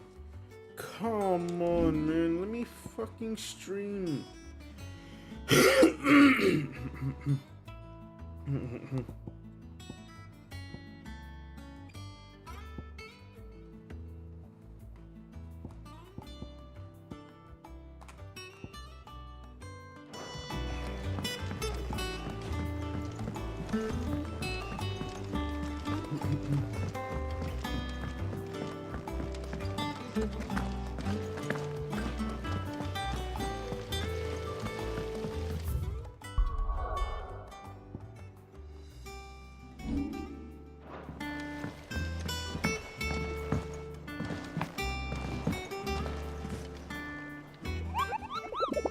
Motherfucker! Come on!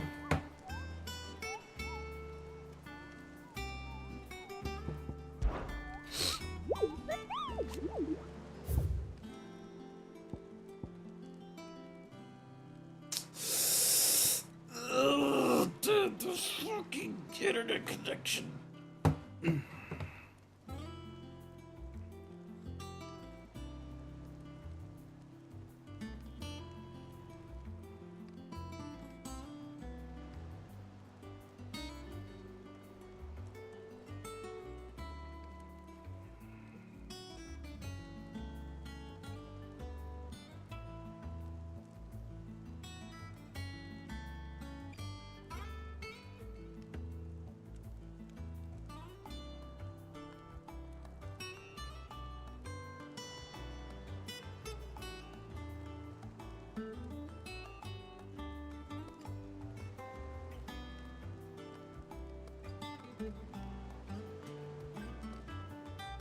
Come on, Spectrum, let me play this fucking game on stream, please. God, I hate this ISP so fucking much.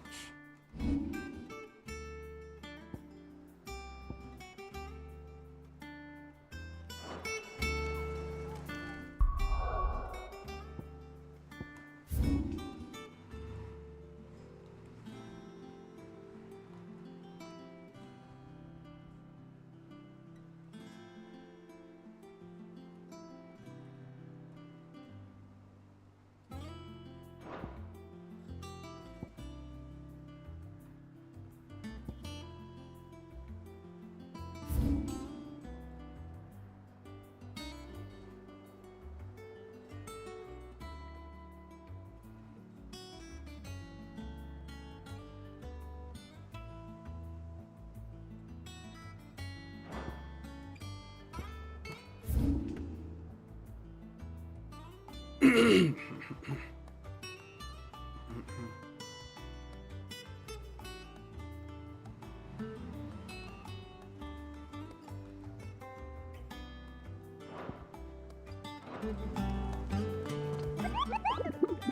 croc, right?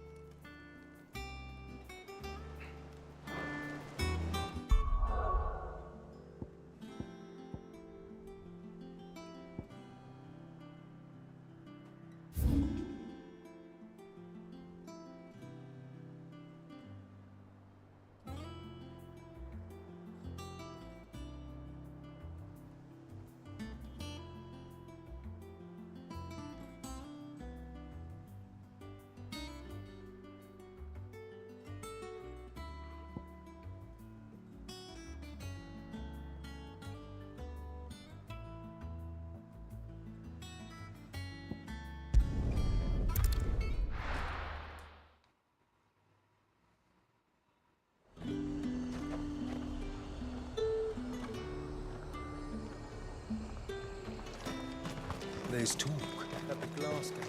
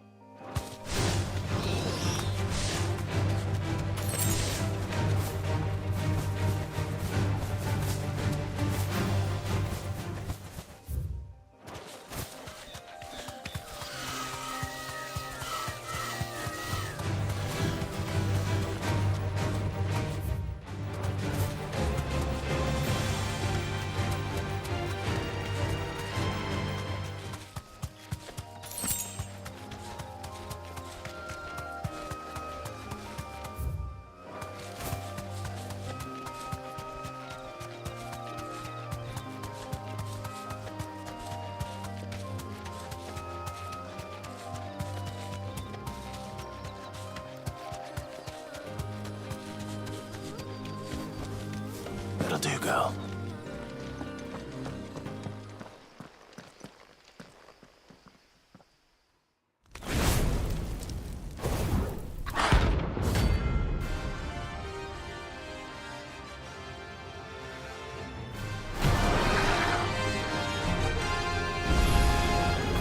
What we have here? Greetings, Your Majesty. Nice try.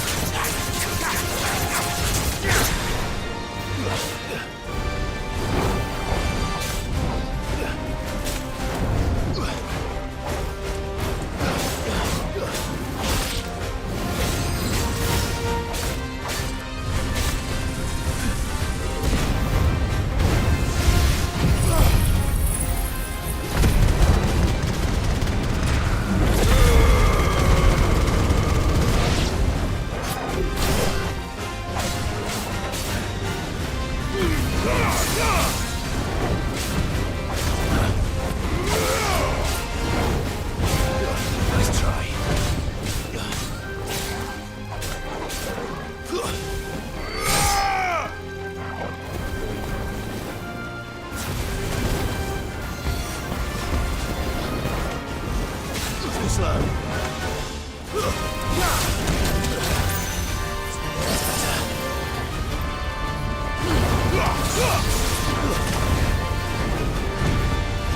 Nice try.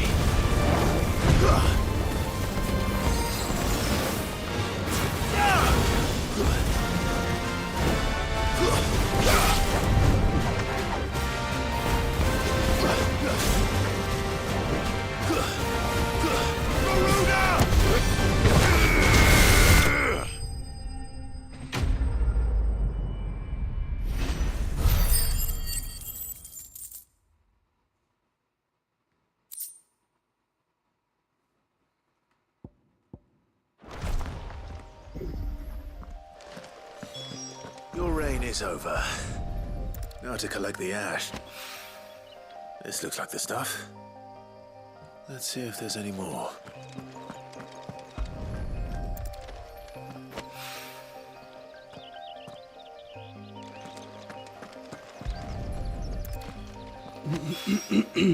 That should do it.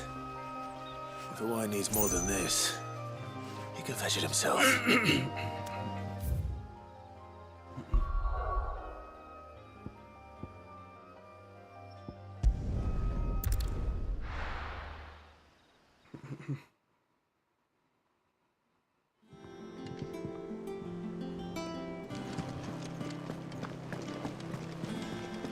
Is that the thing Tomes helped to build? Mid told me she was building a ship.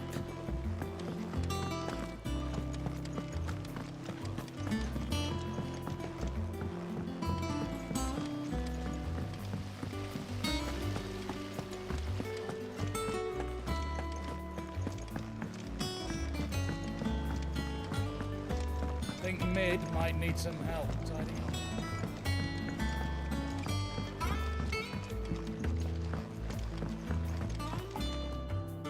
All right there, Sid? How's that hunt for the bomb ash going? I have it here.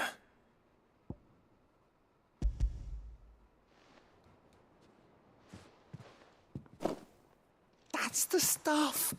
And plenty of it, too. Enough to keep the Olympic bubbling away for a good old while. You're a gent, Sid. Let none say otherwise. Right then, let's get this contraption up and running.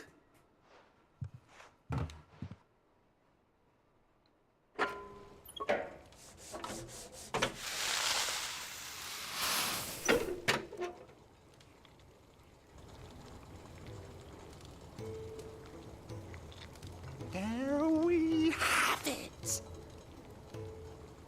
The Telemon Alembic. And it works just like the chief said it would. Very impressive. Says the man who cut down a burning boulder. Speaking of which, I still haven't returned the favor.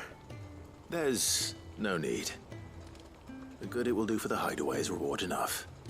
Don't be silly. Why don't you let me take a look at that bag of yours? The one you keep your potions in. Man. Oh, come. Jesus Christ.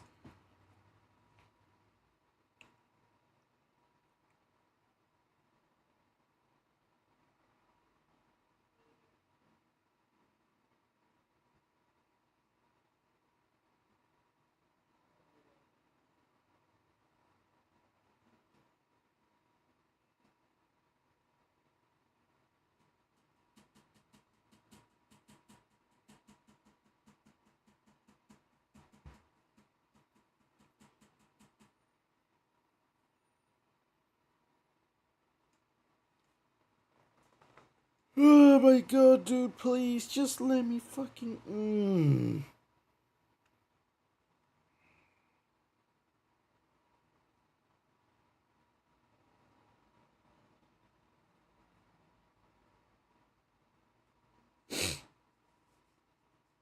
Please, let me fucking play.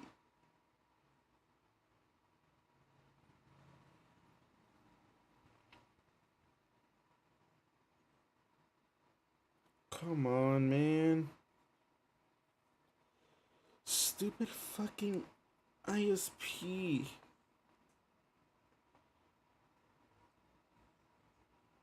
Good. Reckon I could work some magic on that. What kind of magic? Well, we happen to have isolated a substance in our test run of the Alembic that I reckon will make even the toughest lever supple as anything. Thought we might use it to breathe new life into old boots and the like. Save the hideaway a few gil. But I reckon if we slap a bit on your bag, it'll loosen it up enough for you to squeeze in a bottle or two more. Well, it can't hurt to try, I suppose. That's the spirit. Leave it with me. I'll only be a mo.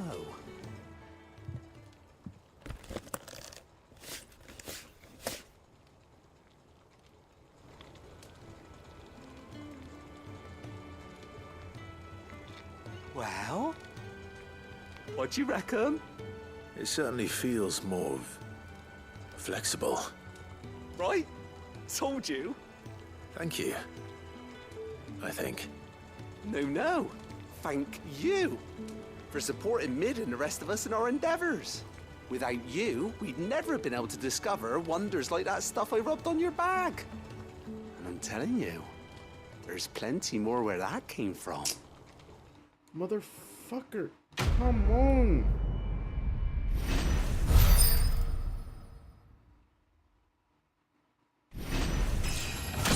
Hey, I leveled up, but I can't fucking say it on stream. Good.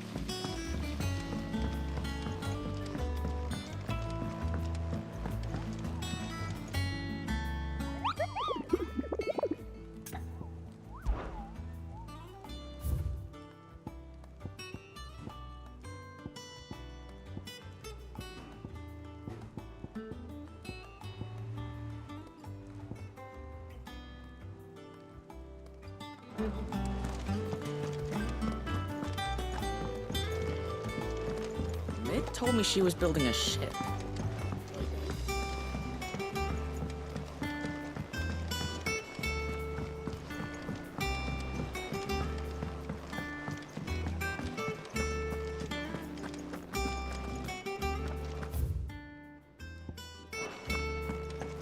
He cracked the crystal too.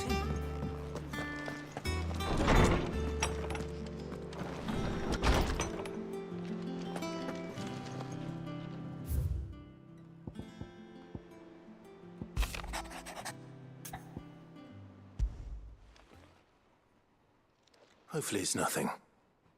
But I should speak to Blackthorn just in case.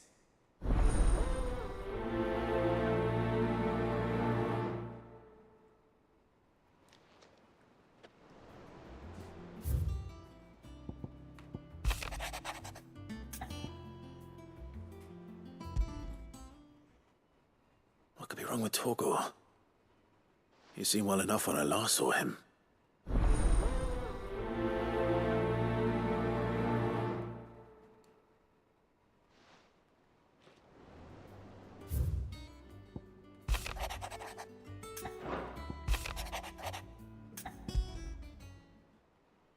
Trouble with the ledgers. Shouldn't he be asking Otto for help?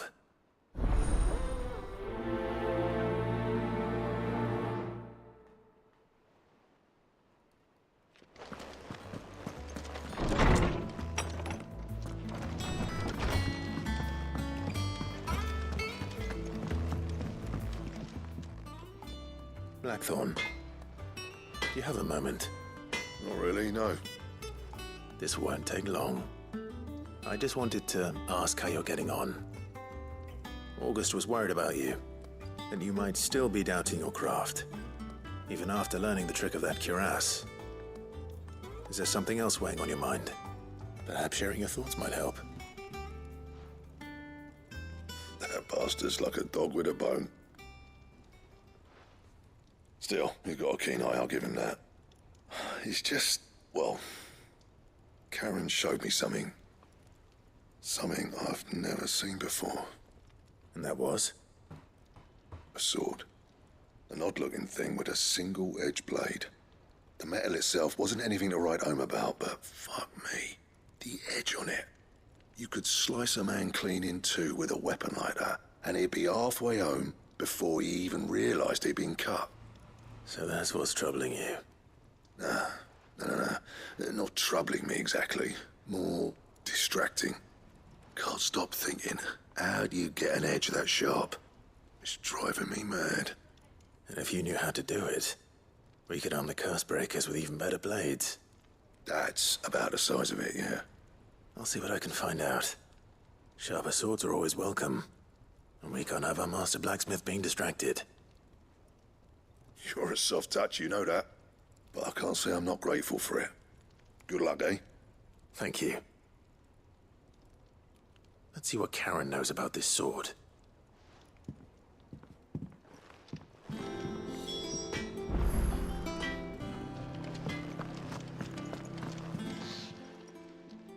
I got your note. You think something's wrong with Torgal? So you can read. Congratulations. But I didn't say I were wrong with him. I said something weren't right. He's not been eating me treats. He used to love cracking the bones from Molly's boiled brown, but now he won't so much as look at 'em. Didn't like him. Which is why I'm of a mind that his mind's on something else. You've not been working him too hard, have you? No harder than usual. Is that it, boy? Do you need a rest? What was it you said he was? A frost wolf? That's what the lawsman seems to think. Then maybe this all has something to do with whatever it is that's woken inside him. I suppose things have been different since Rosalith. Perhaps Hippocrates knows something. Instead of everything, you mean? Perhaps.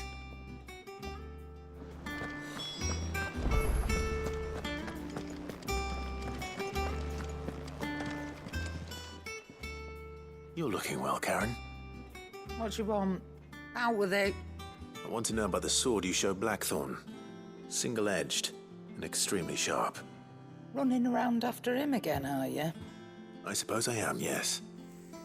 But I need to help him find out how to work an edge like that. It's driving him to distraction. Little wonder, I suppose.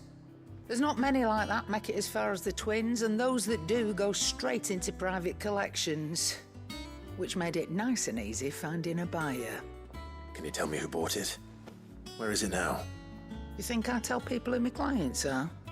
Suppose you're not likely to go nicking him off me, are you now? Fine. If you stop mooning at me like that. Lord Ignac's the man you want. Dalmekian bloke. Collects weapons and the like. And he's got more money than sense, which is why he's one of my favourite clients. Reckon he'll still be at the inn in Dalamil, where I left him. Thank you, Karen. Oh, and he's a touch eccentric, if you take my meaning. I appreciate the warning.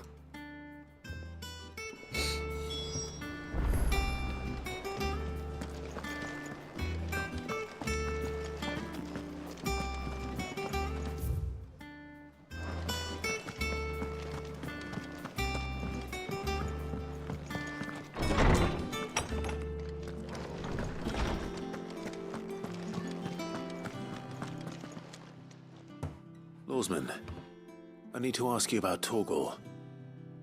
Something's not right with him. He isn't ill, is he? I don't think so. But according to Lady Karen, he seems to have lost his appetite, which is certainly a new development. She says he's hardly been touching his bones of late, and she believes it may have something to do with what happened at Rosalith Castle. I rather think she might be right, though not about his appetite. All canids are instinctively inclined to crack open bones for the rich marrow that resides within, and I see no reason why a frost wolf should be any different. Accordingly, I suspect it is not a lack of appetite that afflicts Torgal, but a surfeit of it. If we assume that his newfound magics require additional nourishment to sustain,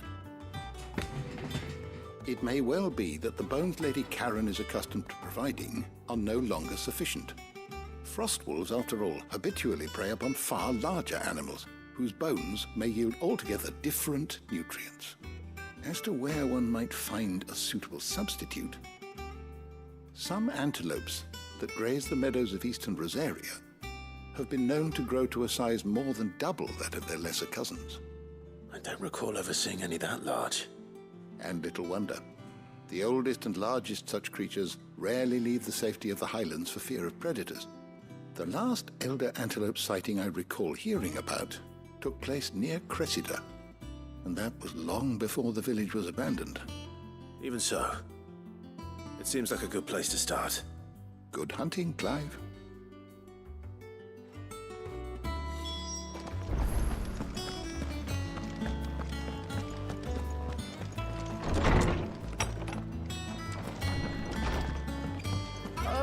I'm never drinking again.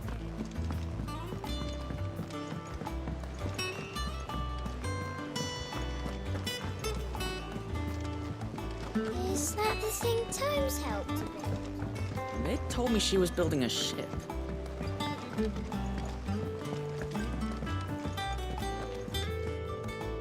Clive, did you get my letter?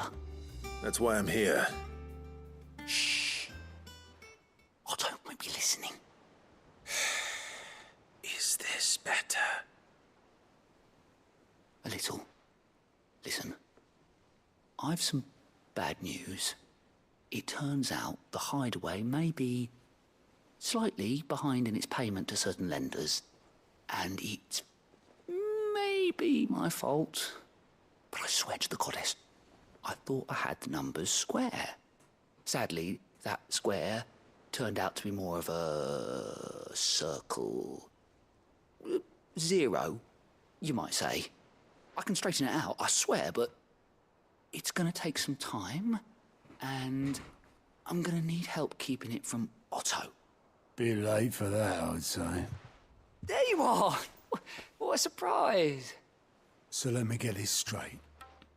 You forget to pay our lenders what they're due, and instead of coming straight to me, you get Clive to come to you. And I hope he'll dig you out of the hole you've dug for yourself. Clive, the man in charge of the place you've been cheerfully trying to bankrupt. And you thought this was a cunning plan. Why? Well, who needs paying? Oh, just Martha. And the dame.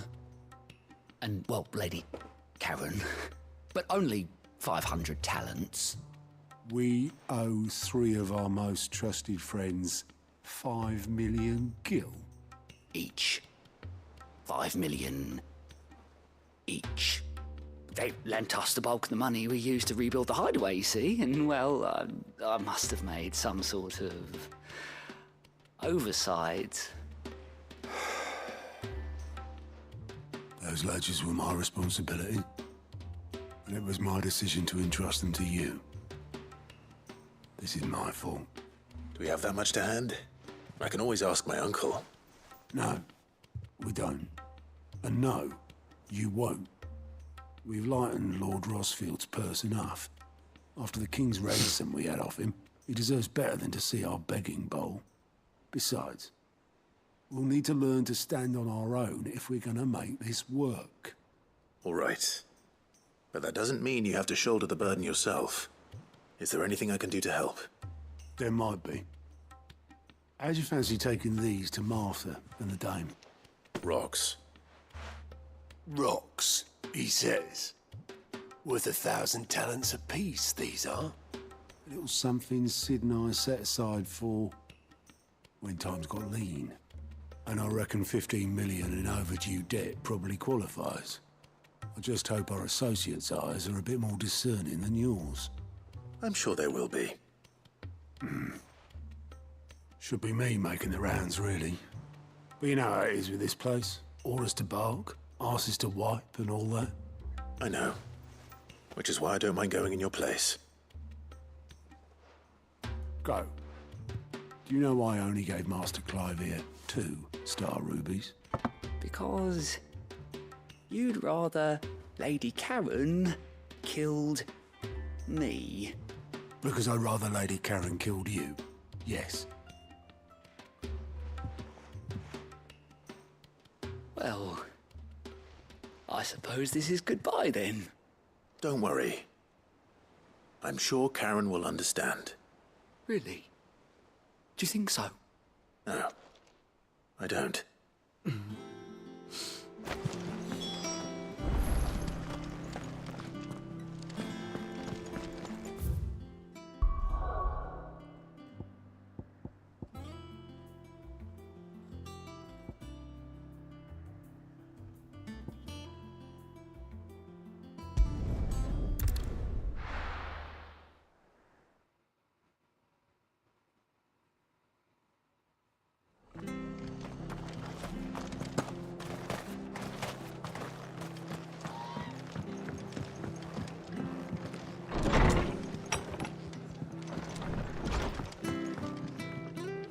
Clive, we weren't expecting you.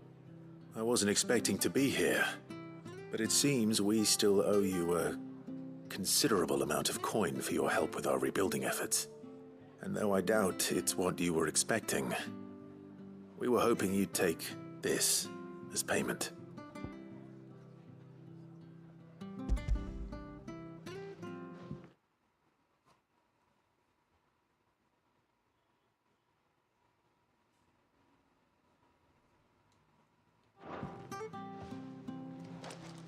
A star ruby? I can't accept this. It's worth at least twice what you owe me.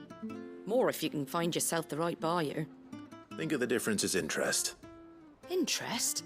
If word got out I charged that much, no one would ever borrow from me again. Anyway, why are you the one here asking me about this? I'd have expected Otto. Bit much sending the Lord Marquis out to settle your debts, isn't it? The old goat working himself to death again. Something like that. Most days I think he's the only reason the hideaway's still standing. Same as always, eh? Back when the place was nothing but a twinkle in the eye of a recently retired Lord Commander, word is he was the first one Sid reached out to. Probably knew that without his strong arm and level head, the idea would never get off the ground. Sid may have been the face of the hideaway, but Otto's always been the backbone. And when Sid passed away, we were all worried that would be the end of it. That Otto would just give up. His death was hard on everyone. But it must have hit Otto hardest of all. But he didn't give up, did he? Quite the opposite, in fact. If I recall, he was the one who nominated you as Sid's replacement, and rallied the rest around you. I reckon what he saw in Sid, he saw in you too. And don't we all? Doesn't hurt that you're half as stubborn and twice as handsome, neither. That, and you keep good company. I suppose I do.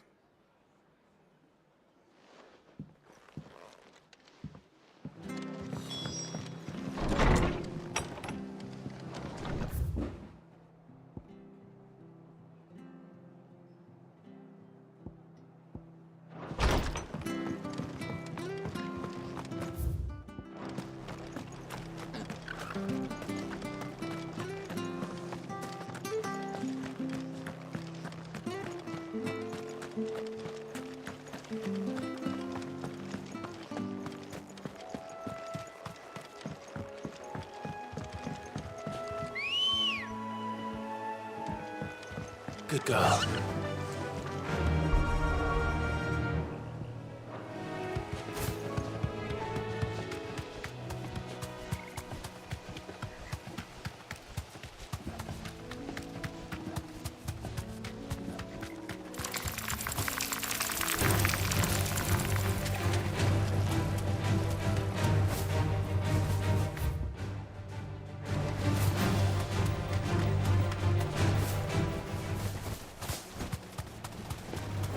Time to fight.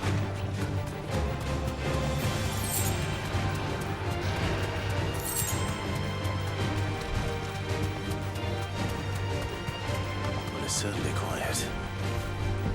If I were a giant antelope, I'd see my just place.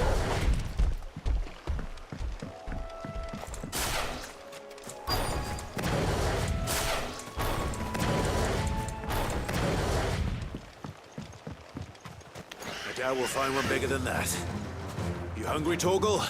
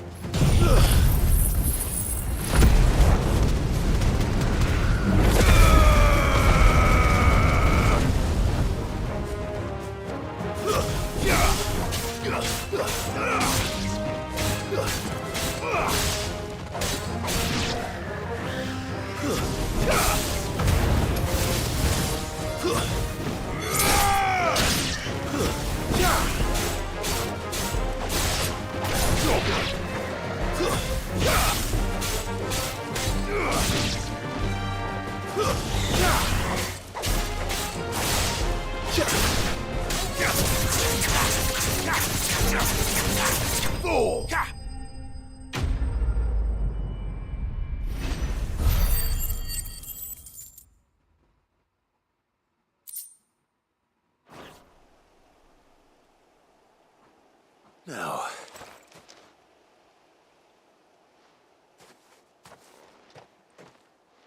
will it be enough, I wonder?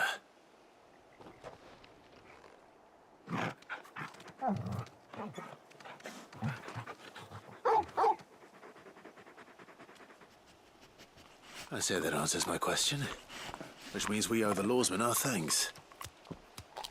You're just a big puppy, aren't you? A very big puppy.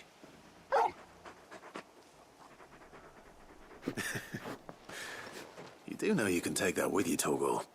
Lady Karen will be relieved to hear you've got your appetite back. Come on, boy.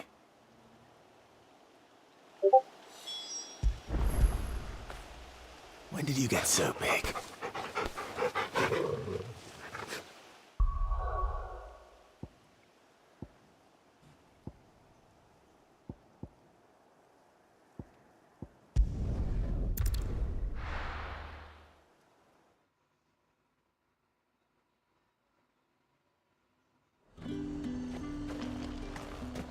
There's talk that the glass gate flood.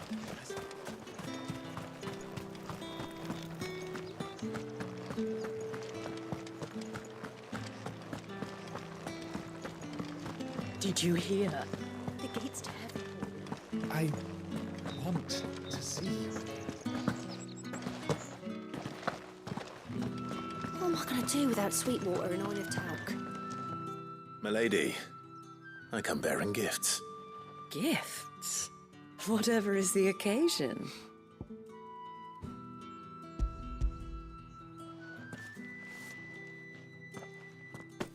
Oh my.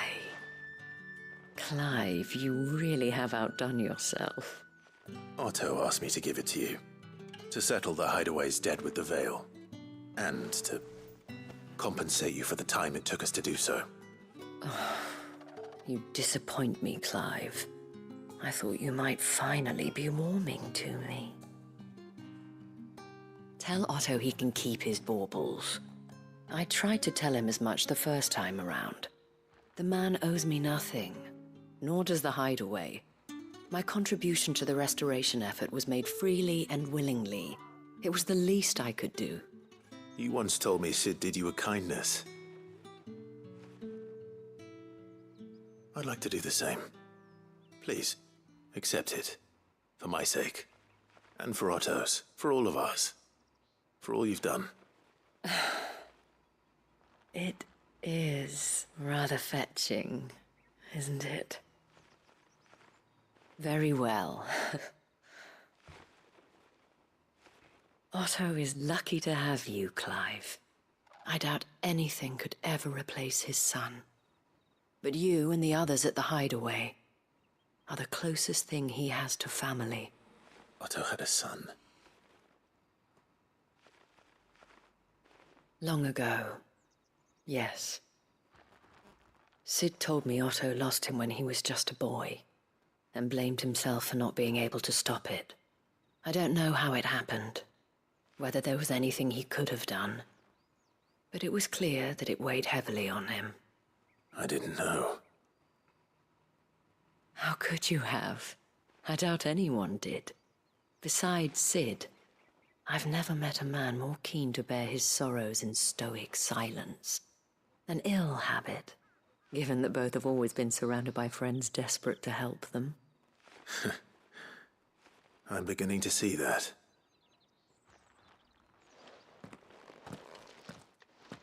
Go will want to know the stones were delivered, if he's still with us.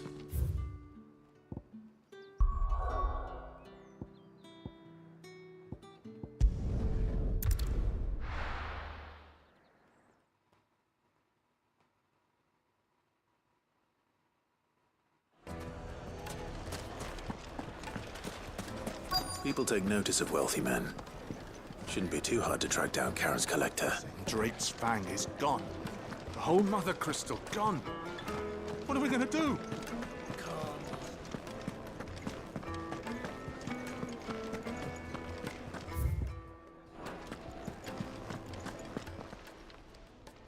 My reputation will be ruined! Ruined! Calm yourself, Lord Ignac, I beg of you, before you do yourself a mischief. Pardon the intrusion, but... Out! Get out! I paid for these rooms so I wouldn't be disturbed. Leave me be! Please, allow me to apologize. His lordship is going through a difficult time, and he's never been fond of guests arriving unannounced. Radim! Get rid of the filthy oaf this instant! Very good, Lord Ignac. Would you mind stepping outside for a moment?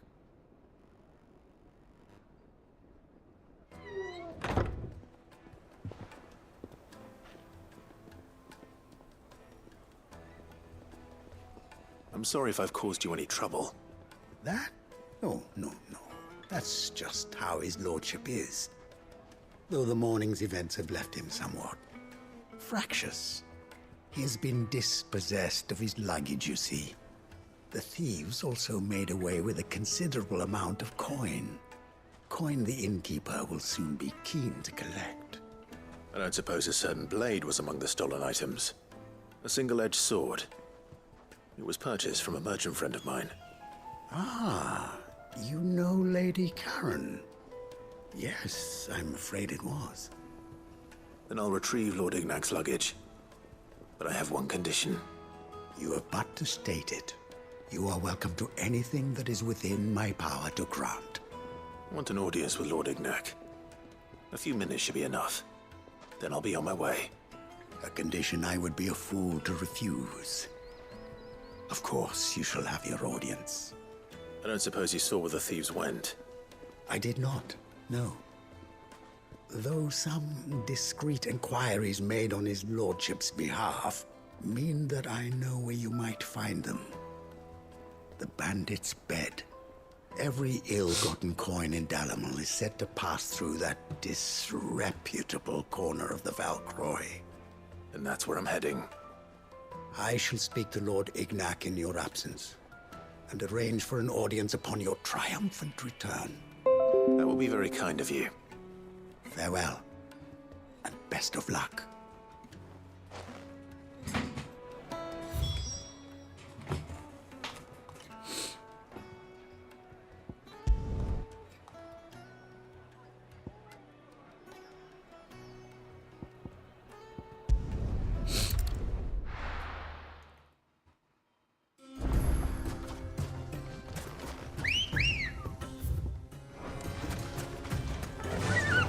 Run like the wind.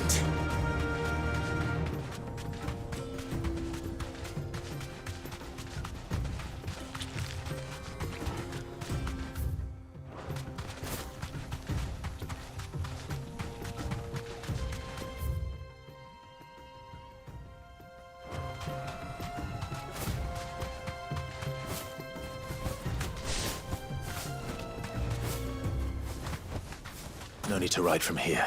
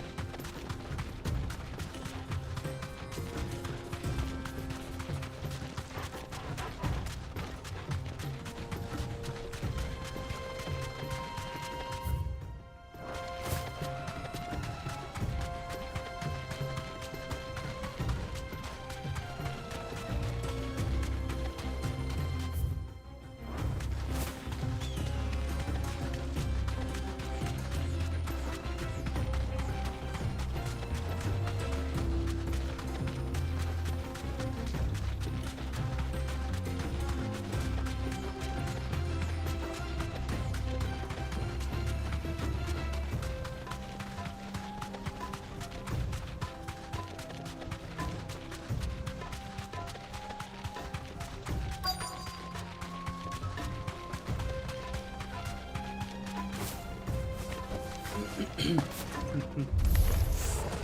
got company! Come on, lads, let's tear the bastard's head off!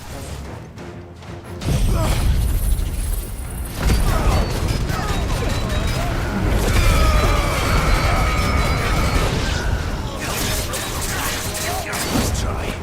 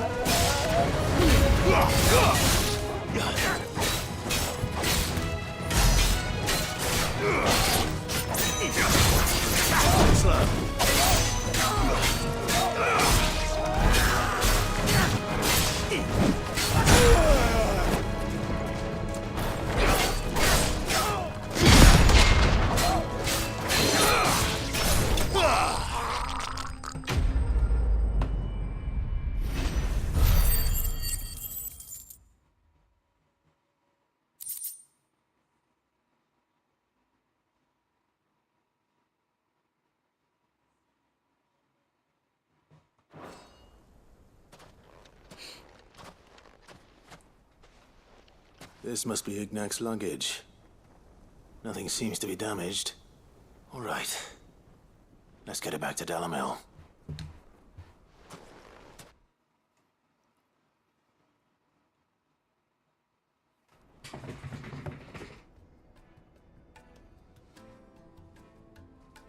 I hear I have you to thank for the return of my effects. What shall I call you, my good man? Wyvern. Glad to make your acquaintance. A formidable name indeed. Well, Wyvern, I appear to be in your debt. Redeem here tells me you wished for an audience. Is that all? A few moments of your time should suffice, yes. You're a peculiar fellow, Wyvern. All right, speak. Master Wyvern was wondering if you could tell him about a certain single-edged sword you recently acquired. Oh, a true work of art, that one.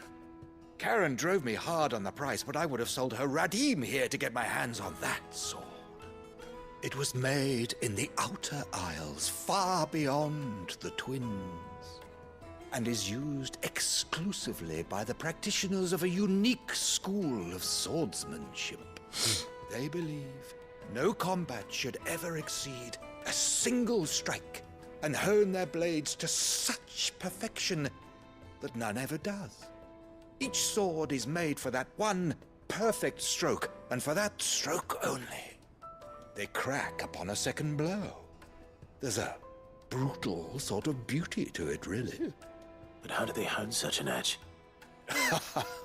Fine question. Why, they use a whetstone, of course. Whetstones, rather. A whole array of them, ranging from the coarse to the fine. 10,000 licks with the sharpening stone, then 10,000 more. But it is the final stone which lends the blade its legendary sharpness. A mineral quite foreign to this great realm of ours. And that is the key. The secret ingredient. Wyvern, it occurs to me that my little lecture is hardly equal to services rendered. Take this, together with my regards. The very stone of which I spoke, far rarer among collectors than even the blade itself, and a far more fitting payment. Thank you. Pardon the intrusion, my lordship. However, it is long past time we prepared ourselves to depart. So it is. I am locked in bitter competition with a rival collector of curiosities. I am one step ahead of the unscrupulous scoundrel, but he is hard at my heels. Are there many other collectors out there? Too many to count, but only one do I consider my nemesis. Lord Byron Rosfield, and is a perennial thorn in my side. I can imagine. Farewell, Wyvern. May our paths cross again. Radim, we mustn't dawdle.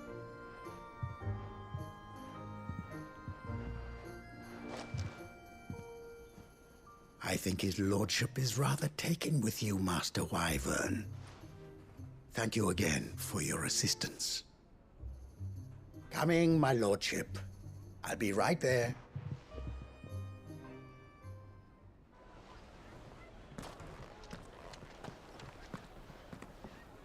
Trust Uncle Byron to find such an interesting rival.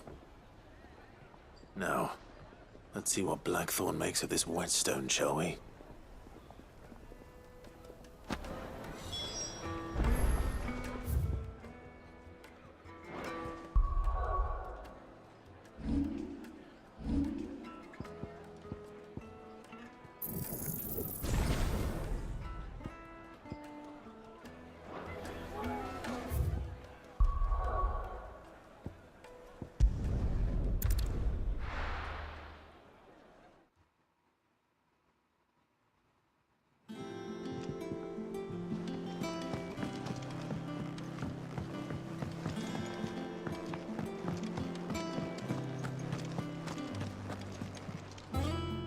I noticed you and Torgal had gone off somewhere.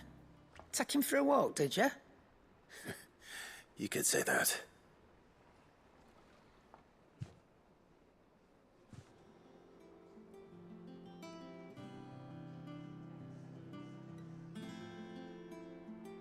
So, Molly's leftovers weren't good enough, eh?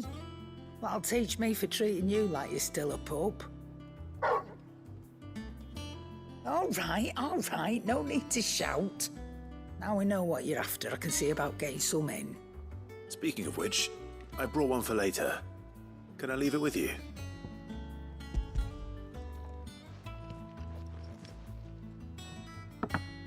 You can, aye.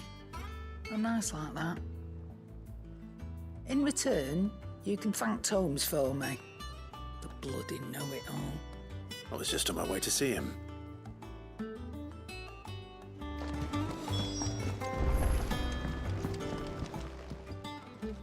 Sorry for the wait, but hopefully you'll agree it was worth it. You learned something about that sword, then? I did better than that.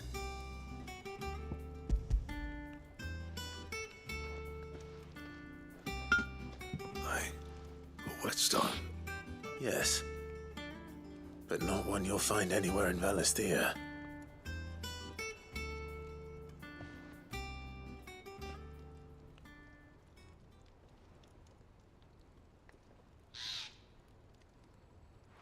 No wonder I couldn't get the same finish on the grinding wheel. One hit and all done, eh? Might not be so bad if all you ever fought were duels. Good luck on the battlefield. Your second opponent would be your last, no matter how good you were. Even so, is there some way it could be used to give the Cursebreakers an edge? I think so, yeah. With this whetstone and the right kind of steel, I could probably even make a twin of the blade that rattled me. But there'd be no replacing this little rock once I worn it down to a sliver. I reckon we get a dozen swords from it, if that. Swords that the Cursebreakers wouldn't know how to wield properly, and that would see them through a single fire piece. Nah, no point trying to copy that thing. Be about as much use as a wax anvil. But finishing our blades with a whetstone this fine, now that's something to consider. And what's finer than fallen masonry, eh? Or more hard-wearing, for that matter. Just imagine it. Good Valisthean steel with an edge as sharp as any found in the Outer Isles. I won't make a copy, nah. I'll make something much better I'm sure the curse breakers will be delighted. Just don't push yourself too hard. Don't you worry about me, Sunshine. I've been working day and night since I was half your age, and I'll still be here when you're long gone. Hey, thanks, Clive. I mean it. I owe you one, August too. It's good to know someone's looking out for me. He'll be happy to hear you said that. And I'll see that my debt to you's paid. First new blade I make's got your name on it. You come and find me when you've got the materials. All right. I will.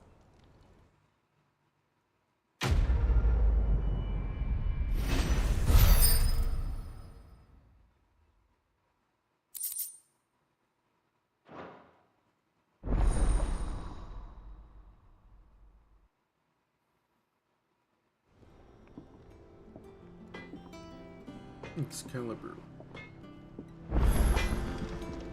Clive? So, what'll it be?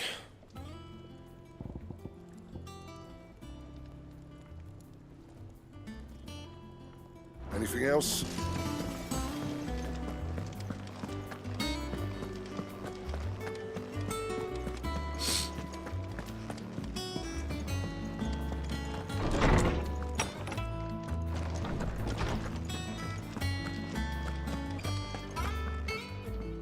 Ah, Clive.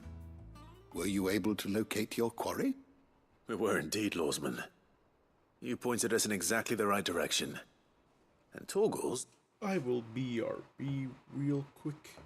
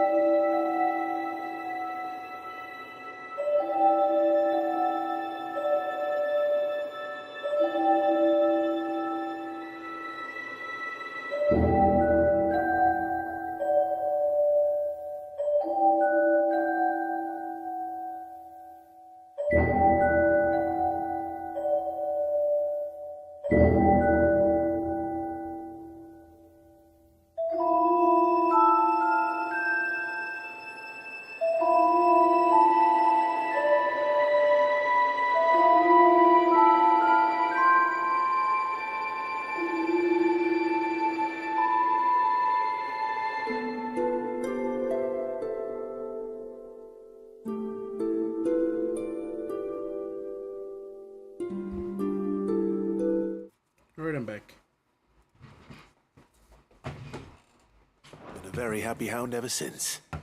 Very good, very good. Lady Karen sends her thanks, by the way, for your part in solving the mystery. Ah. But that reminds me. After your last visit, I found myself pondering Torgal's talents. Do you recall our conversation concerning Lady Jill's role in Torgal's transformation? About how she somehow woke the power within him. Precisely that. A reasonable conclusion, I thought, but one which raised certain questions in my mind. You see, the Fenrir of legend served Shiva and Shiva alone. And while the powers attributed to him are certainly impressive, the records imply they are somewhat different in nature to those you described Torgal as having used. What are you suggesting? That Torgal may be the beneficiary of more than one icon's power. Consider that in addition to Lady Jill, he has served as a loyal companion to you, your brother, and even the late Cid. In short, the icons hitherto near at hand, or should I say at paw, have been diverse and plenty, and that number has only grown as the realm's dominance have fallen to your sword. One can but speculate as to how all of this has affected Torgal.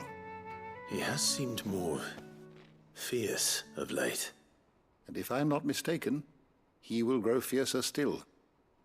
We are fortunate indeed to be able to count him amongst our allies and not our adversaries. Oh, he's more than an ally. He's a friend.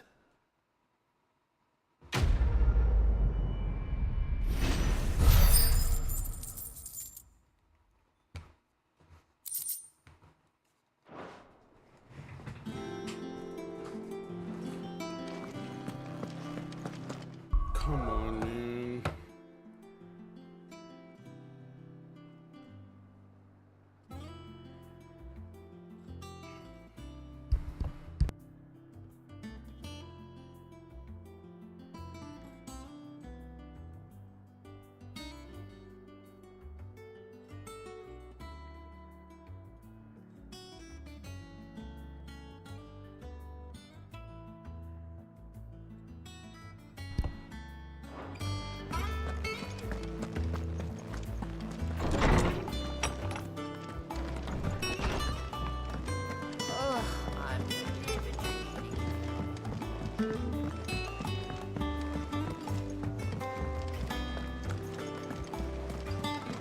Is that the thing Tomes helped?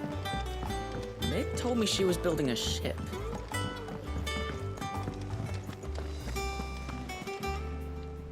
Good. Still alive, I see. So Lady Karen accepted the ruby. Ah, about that. I tried my best, but she was just too stubborn to take it. She threw it right back in my face, in fact, and told me I could stick my stupid stone where the sun don't shine. Karen refused payment. I hope it wasn't something I said. I'm sure you were as tactful as ever. Let me see what I can do. Oh, wonderful. I hope you have better luck than I did.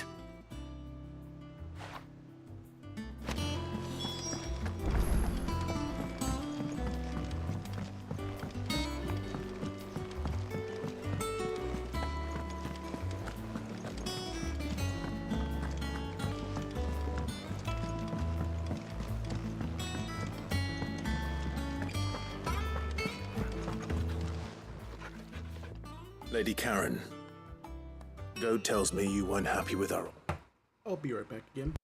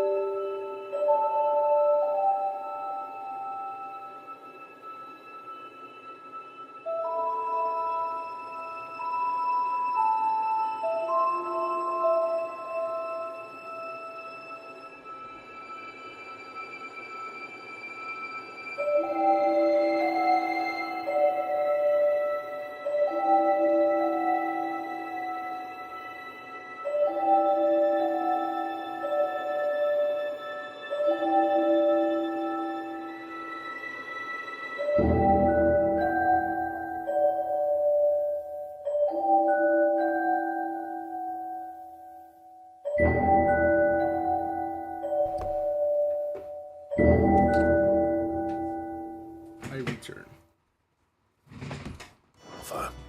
Would you prefer the debt was repaid in coin? What debt? I don't recall lending any of you lot me hard-earned gil.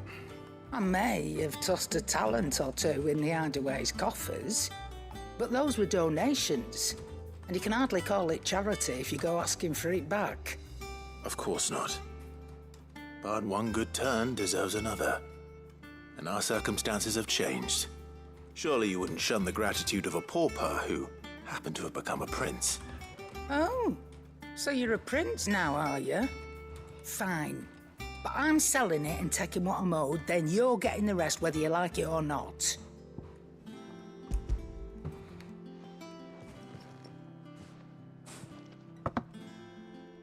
Where'd you even get this? A decent trader might nab 1,000 talents for a star ruby. A canny one, meanwhile, might claim it were nicked from the belt of Sid the Outlaw himself and ask twice as much. Might be I already have a buyer in mind. Might be you even know her. A fine continental maid whose beauty's only eclipsed by a guile in commerce. You wouldn't mind, would you? Not at all. Just be sure to tell her that it's always a pleasure doing business.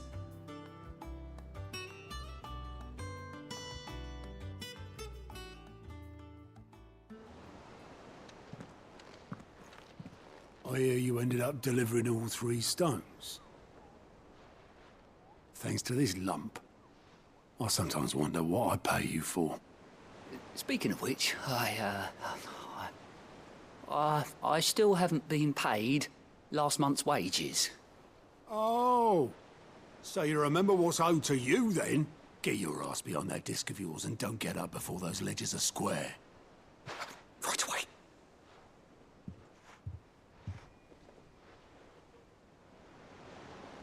I've seen that before. Yeah, yeah. Plenty of times. It was the only goblet Sid ever used. Either out of habit, or because the filthy sod couldn't be bothered to find a clean one. I knew so little about him. Like most people. Martha and the Dame both seem to have fond memories of him. I bet they do. How long did you know Sid before he... Before he died. 20 summers, give or take. Back in the day, I was a purser on a trade ship, which is where I met him. He bought passage to... I forget where. And having nothing better to do on the long nights, we sat up drinking island rum till the morning bell dragged me back to my duties. Quit my post not long after that. On account of making a fine maiden's belly fat. But me and Sid stayed close, promising we'd one day sail the seas again. That was before fate stepped in and said she was having none of it. The magic woke inside my son soon after his first name day, and there was no hiding his knack. Couldn't you and your family have... My family were the ones who summoned the constable, wanted the monster taken away. I couldn't turn my back on him, forget what I felt, and I couldn't for the life of me understand how they could. Luckily, Sid was of the same mind as me. It was him who stood beside me when all I wanted was to tear the whole world down. Him who cried for me when I had no tears left of my own. Him who swore he'd do everything he could to stop it from happening again. And he was true to his word, too. Left the Royal Army once and for all. His ranks, his ribbons, gone. Just like that. Threw away everything he had.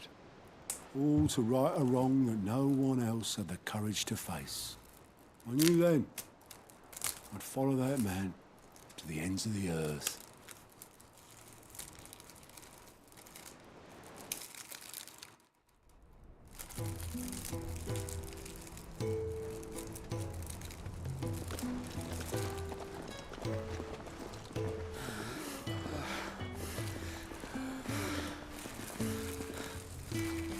was always too clever for his own good, was Sid. Saw the world for what it really was, while the rest of us were content to go along with the lie we were shown. And it can't have been easy, bearing that burden alone.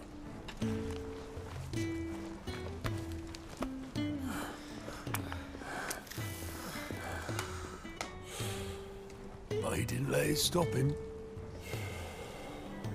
He never lost faith in what he believed was right. And that gave us faith in him. Faith he'd steer us true. So I swore to myself that I'd always be right behind him, ready to catch the stubborn sod, if ever he should fall.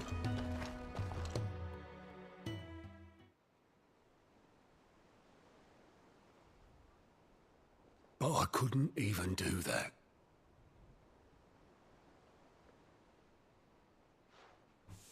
Ignore me. Just the ramblings of a tired old man. Leave that lot. I'll tidy it up in a bit.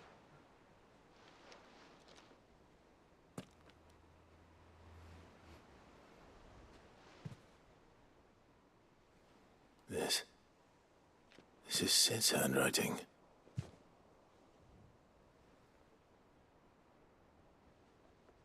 Dear Otto. I may be drunk, but I wanted you to know this place would be fucked without you. Love you, you grumpy old sod.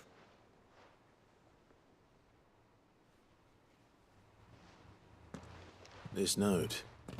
Hmm? What about it? Sid was right. Without you, we'd all be lost.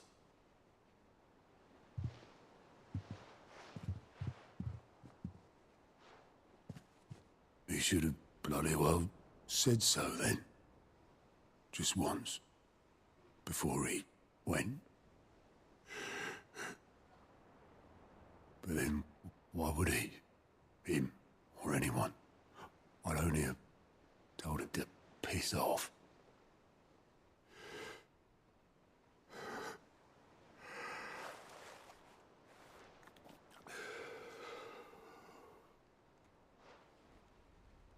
You're wrong, though. Both of you. It was never just me keeping the hideaway afloat.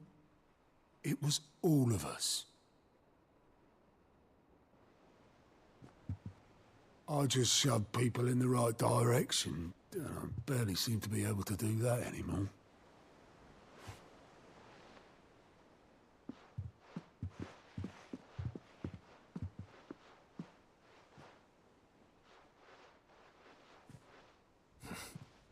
Would you rather go at the helm? Well, maybe I've got a few more years left in me. I'm going to hold you to that, Otto. Before you go,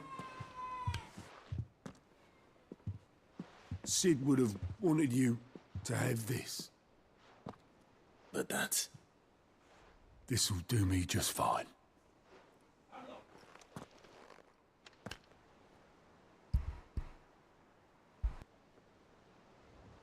Thanks for the ray of sunshine.